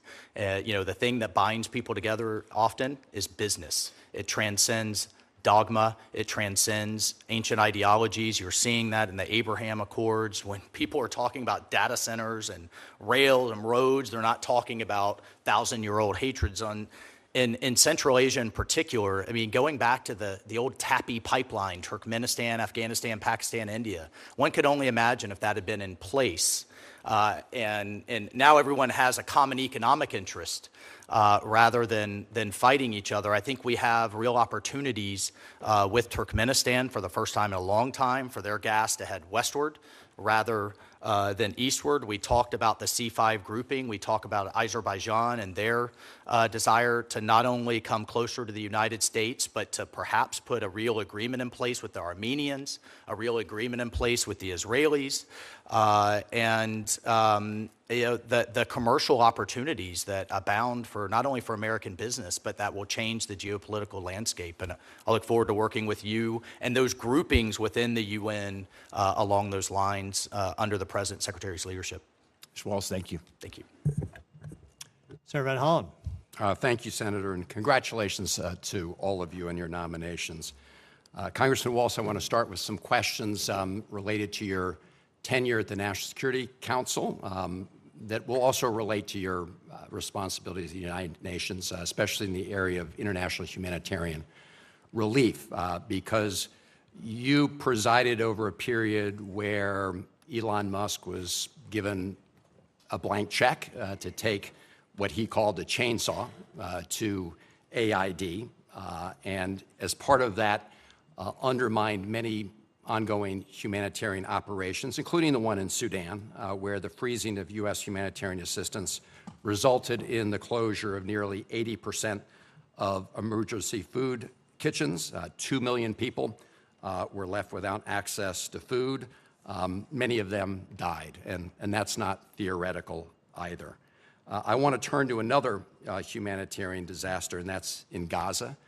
And of course, the horrendous situation in Gaza was brought about as a result of the horrific Hamas attacks of October 7, 2023. It's also true that the government of Israel has a responsibility to conduct that war in accordance with international law and humanitarian principles. For 78 days, the Netanyahu government imposed a total humanitarian blockade on Gaza, including blockade on food. I didn't hear you or President Trump or Secretary Rubio ever call upon the Netanyahu government publicly to end that blockade. The Netanyahu government then replaced the system of distribution of food through vetted international organizations, including, for example, the World Food Program that Cindy McCain heads. They replaced it with a private entity, which is supported by mercenaries, known as the Gaza Humanitarian Foundation, a real misnomer. The organization's original executive director resigned, saying that it was not possible to implement their plan while adhering to humanitarian principles. Cindy McCain said they don't have nearly enough access points and they don't have nearly enough food going in. As you probably know, it's been called a death trap. Hundreds of Palestinian civilians crowding to get food have been killed, either by the security contractors, mercenaries, or by the IDF. So my question to you is, why should American taxpayers be footing the bill, even part of the bill, in support of the so-called Gaza Humanitarian Foundation? Thank you for the question, Senator. And just to address your first question in terms of USAID and its current status, it is currently operating under the State Department. It's been merged, which you may disagree with, but I think is a perfectly valid approach. I'm sorry. I'll just point out that both the United Kingdom and Australians have done the same thing. I can't tell you how many times I've talked to a foreign service officer or an ambassador out in the field, highly frustrated that aid was on a different page than their objectives in the country. And so I certainly support Well, we have Secretary's we reorganization. have a strong disagreement. If you could answer my question about American taxpayer dollars going to fund this private entity with I would mercenaries. certainly, extend an appreciation in my heart out for a couple of veterans who were just attacked by Hamas with grenades as trying to distribute aid that I understand, according to reporting, works for this organization. I don't think this should be a zero sum. I do agree that is a humanitarian crisis in Gaza. I hope you would agree that Hamas could stop it tomorrow by laying down their arms and releasing the hostages. I agree, and we so let's support settle on that. Special Envoy Witkoff and his efforts to again bring a ceasefire, which he was able to bring. Look, you all said you were going to end the war in Gaza on day one. It's a long way from well, that. I have one the other president question. said all hell to pay. Let me ask you a we question. actually got a Congressman, ceasefire. I asked you a question on the West Bank. You saw that an American citizen was killed the other day by violent settlers. Do you see that report? I actually, Senator, to be honest with you, I did not see that report. All right. Do you agree that it's the responsibility of the United States government to ensure the accountability in the deaths of American citizens overseas? Senator, I would say it's a key function of any embassy or ambassador to ensure U.S. citizens are protected abroad. Okay. Well, I hope we will pursue that. You know, one of your first actions, along with the president, was to get rid of the Biden-era executive order that would impose sanctions on both violent settlers and violent Palestinian militants in the West Bank. And we've now had 5 Americans actually killed since October 7th in the West Bank, and no accountability. I think when you withdrew that executive order, you sent a very bad signal. I hope we can work together to make sure that we protect all American citizens overseas. Senator Paul. Mr. Waltz, do you believe President Trump has the constitutional power to determine troop assignments? Thank you, Senator. And his Article 2 authority, I do. In the summer of 2020, there was much discussion and there have been statements by President Trump that he intended to draw down troops in Afghanistan. You were serving on the Armed Services Committee at that time, and Liz Cheney and Jason Crow put forward an amendment. And with that amendment, they attempted to circumscribe his power to assign troops.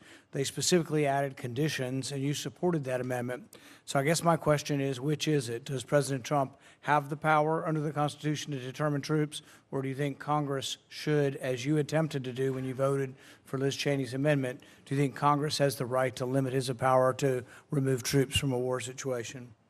I certainly, thank you, Senator. I certainly supported President Trump's effort to draw down our forces, to keep Bagram Air Base, to keep a lid on counterterrorism, and certainly keep a powerful presence there. You voted for the Jason Crow amendment, the Liz Cheney amendment, to place restrictions on his ability to remove troops.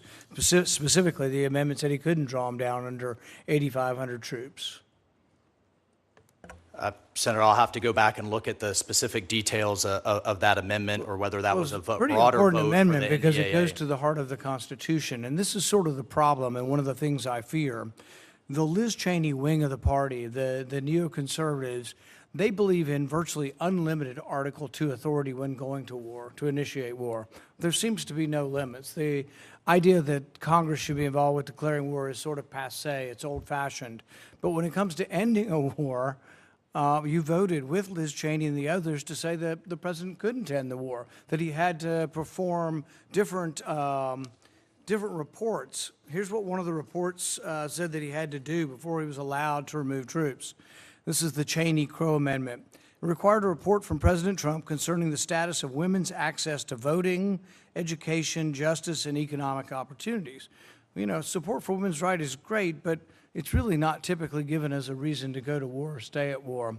And basically the amendment you voted for based the decision on whether or not he would have to explain himself as to how well it was going for women in Afghanistan before Congress would consent. Specifically, the amendment says you wouldn't fund or allow him to move troops with DOD funds. It was an incredible amendment. I've never seen anything like this, where Congress actually voted to remove DOD funds to let the president remove troops from a war theater.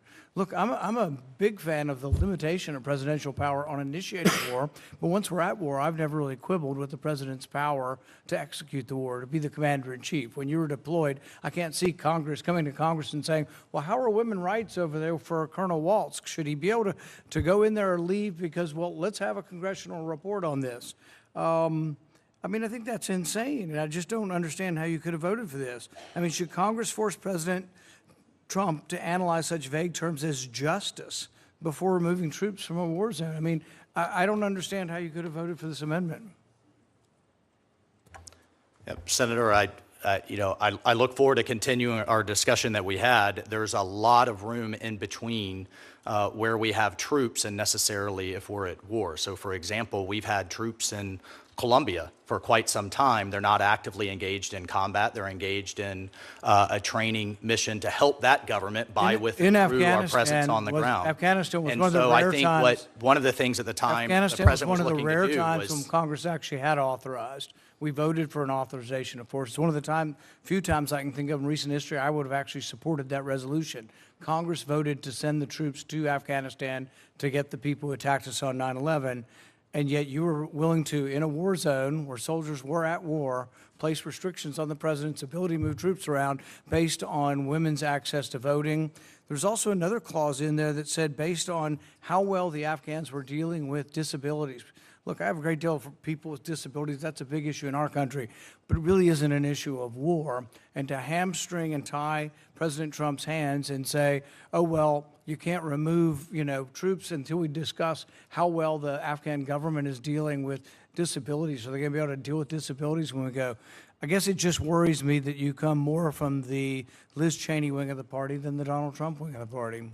Senator, I am squarely with the president, have been with him in every single election I participated in and him with me in terms of the limits on hard power. And I can tell you for certain that people who hate war the most are the people that have to go fight them and die from them. I have many of them with me, and I never want to attend another funeral, and I certainly support the president's diplomacy first, as I know you do, approach, as we just saw in the Middle East, his commercial diplomacy that we're seeing around the world, and will do everything I can, if confirmed as ambassador of the United Nations, to keep us out of wars and to end conflicts. Senator Booker.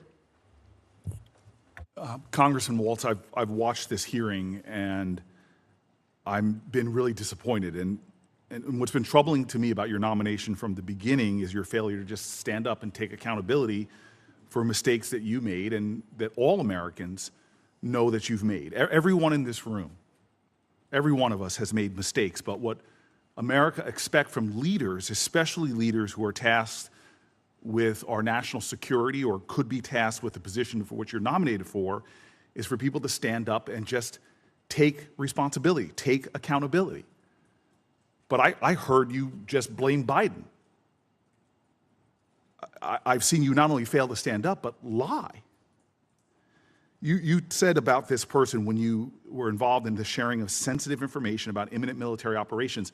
I've listened to you now for weeks and months. You said this journalist intentionally infiltrated that signal chain. You said that he was sucked in. You denied, deflected, and then you did something that to me really lacks integrity, is that you sought out to demean and degrade that very journalist in crass and frankly cruel ways that made him a target. That's not leadership. When you blame people that tell the truth, that's not leadership. When you can't say the words, I made a mistake, I could have done better, I learned valuable lessons from this experience. Instead, at a moment where our national security was clearly compromised, you denied, you deflected, and then you demeaned and degraded those people who objectively told the truth and criticized your actions. Smearing people, attacking folks, singling them out, just furthers, it compounds what I think is disqualifying about you for this position. It also, to me, just shows profound cowardice. You should step up right now. I heard Senator Coons. I heard you being asked by Senator Kaine again and again to simply say, I was wrong. I made a mistake. I take responsibility for my actions. Unfortunately, what you're doing to me is perfectly in line with the way this administration as a whole has operated. I've never seen an administration that has made no mistakes, can't learn constructively from things they did wrong, has no sense of self-interrogation or integrity. And should they be criticized legitimately, they go on the attack. We have too much of that rhetoric, that divisive, demeaning, degrading, cruelness that's being elevated and celebrated by this administration that you seem to fall in line with. I just watched with great disappointment that even after weeks, if not months of reflection, you couldn't sit before this committee and take some responsibility and talk constructively about what's learned. Instead, you do what seems to be yet another creative tool that people are doing, which is, hey, let me just blame Biden. I want to take another moment to discuss concerns I have with this administration's approach to the United Nations and its dealings with African countries. Every country in the UN gets one vote in the General Assembly, no matter how large or small it is. So diplomacy and staffing at our State Department and their embassies really matter, but this administration has fired over 1,350 staff at the State Department, including whole offices that spearheaded multilateral affairs. Sub-Saharan Africa has alone, the member states have 49 votes. I've watched how China has done everything they can to court support at the United Nations and how we wonder why are so many countries voting against us. And I truly believe, and I've said this to the Secretary of State, that we need to start prioritizing African nations, start focusing on what I believe is urgently within our national interests, if not our national security interests. It seems to me that we are ceding and surrendering Sub-Saharan Africa to China, who is stepping up more and more and filling in the void of our leadership. So I have no questions for you, sir. I have nothing but deep disappointment in what I consider a failure of leadership on your part. God, America needs now more than ever, forget the partisanship, just people to step up and show heart and integrity and honor. When you lie, defer, deflect, demean, and degrade journalists, to me, it's absolutely unacceptable. I have no questions. I cannot support your nomination. I think you've shown a failure of leadership at a time that America especially needs people of honor to stand up and show what leadership actually is. Senator Scott. Sure. Well, first off, congratulations to each one of you for your nominations and for your individual success. So if each of you could just take a couple minutes and say, assume you get through this wonderful process and you get confirmed on the floor, which is difficult right now.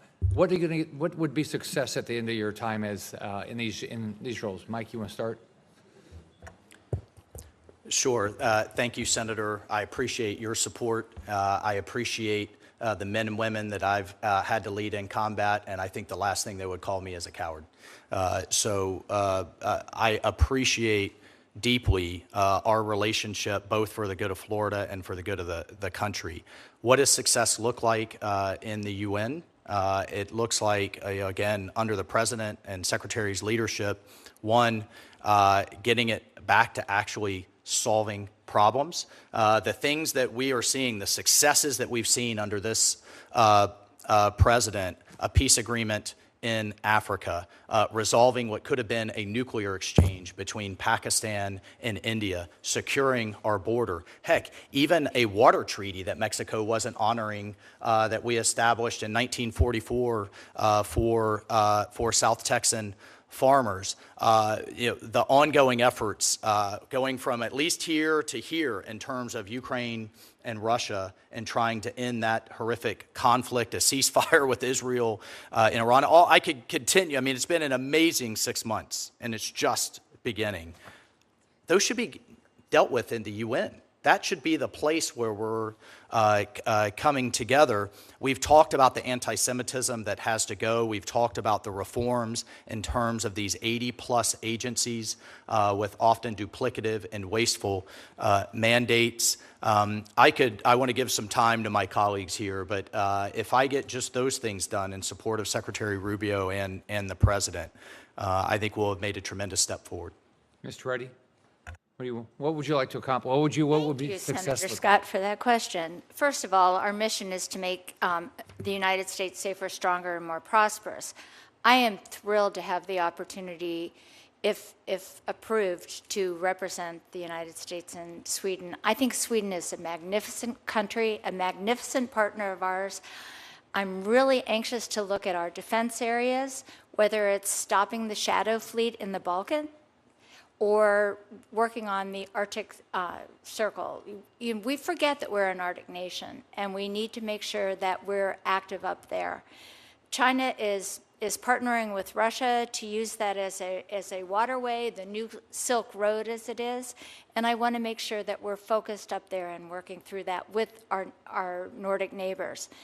On the economic areas, I want to make sure that we continue to partner with our industries in the United States as well as those in Sweden.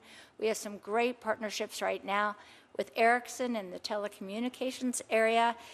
Saab-Boeing partnership is exceptional, and I would like to build on that. IKEA is continuing to invest in the United States, and just recently we signed a TSA where we will have commercial satellites being deployed from Sweden with a commercial company called Firefly. So those are a few of the things that I'm looking forward to. Thank you for the question. Mr. Arrigo. Thank you very much, Senator. Thank you very much for taking the time to speak with me the other day. I've been sitting on the bench for 7 months. I haven't done that in business, and I haven't done it in sports my whole life. And I am ecstatic, or maybe just overwhelmed with the fact that one day, if confirmed, I can get to Portugal and do the mission that President Trump and Secretary Rubio have entrusted in me.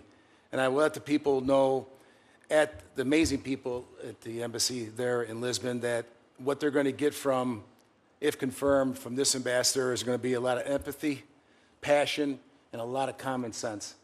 And I have just utmost respect for each and every one of them. That I've done some reading, some research. I've talked to some of the people there. And I just know that they're going to see that in me. And we're going to have wins. We have missions to accomplish. We're going to have a lot of wins. But I didn't come out of retirement to be miserable. Not only are we going to have wins, but we're going to have fun doing it, because I believe that's very, very important. I think a lot of things get done. And I'm not going to sit here right now and tell you I'm the best foreign relations scholar. I tell you, I feel like I'm a scholar of some, but I'm a student of most. And I will learn from those dedicated people at the embassy, and I will just be there to enhance and to continue the great work that they've been doing over the last several years, and I look forward, if confirmed, to being their leader. Thank you. Congratulations on each of your nominations. Good luck. Thank you, Senator. Ms. Toretti, I hope you'll communicate to the Swedish government how much we appreciate their joining NATO. They were disinclined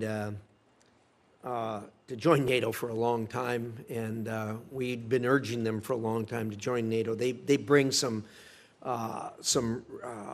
real attributes to the organization, and frankly, as I was fighting that battle, the two recalcitrants that we had, I told them I'd rather trade them for both Sweden and Finland than have them in, which they weren't too happy to hear. But nonetheless, I hope you'll carry that appreciation that we have when you get there, please. So with that, Senator Rosen, you're up. Up, time's up.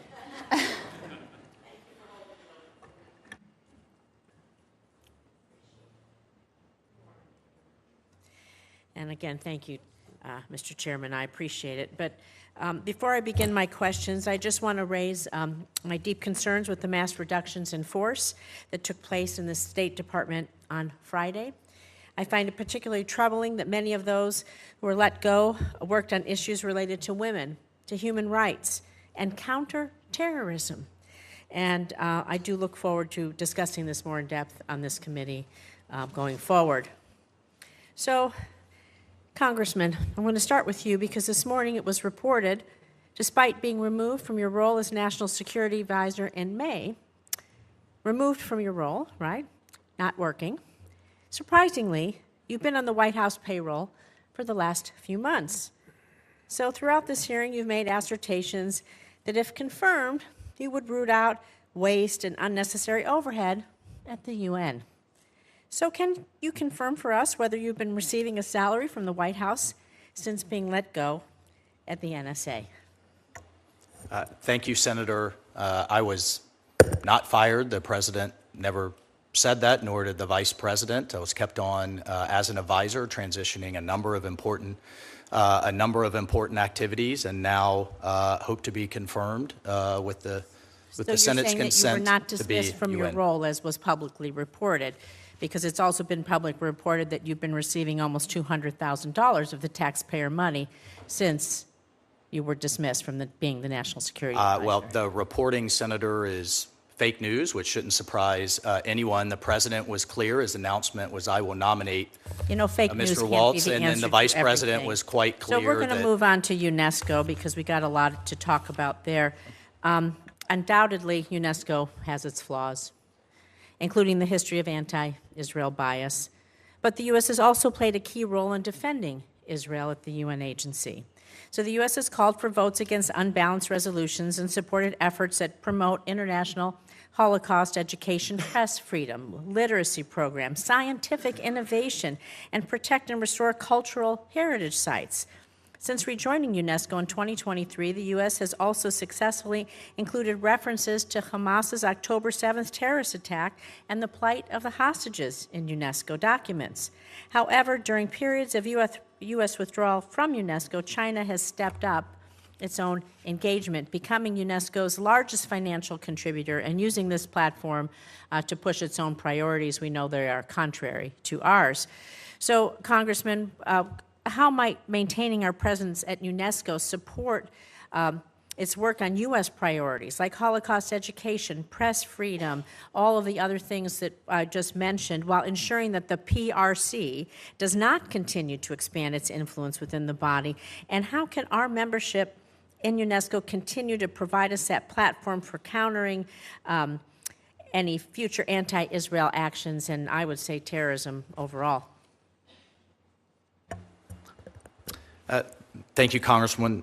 Thank you, Senator, and I certainly support, as I mentioned to the ranking member, any initiative to block and tackle Chinese Communist Party influence throughout any of these organizations. However, I do think we have to review closely our membership in these organizations, if we're getting return for the taxpayer dollars, if they're in line with our interests. Would you recommend, as you know, in the first term, we withdrew from UNESCO. Under President Reagan, we renewed from UNESCO, and often it's been incredibly unhelpful to both Israel and the United States do you think on the world stage.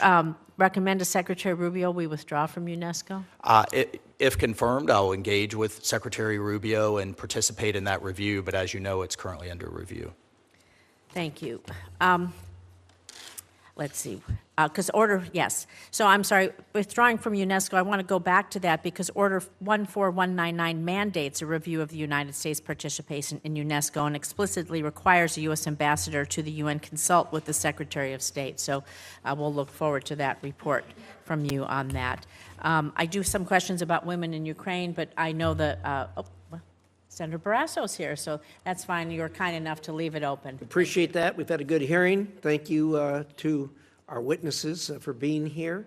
And I'm going to keep the record open until close of business tomorrow for questions for the record, which if you get, I appreciate if you would answer them promptly. Further, we have not. Again, thank you to you and your families for your gracious willingness to serve your country. And we have letters we've received in support of the witnesses, which I will order included in the record. With that, the hearing's adjourned.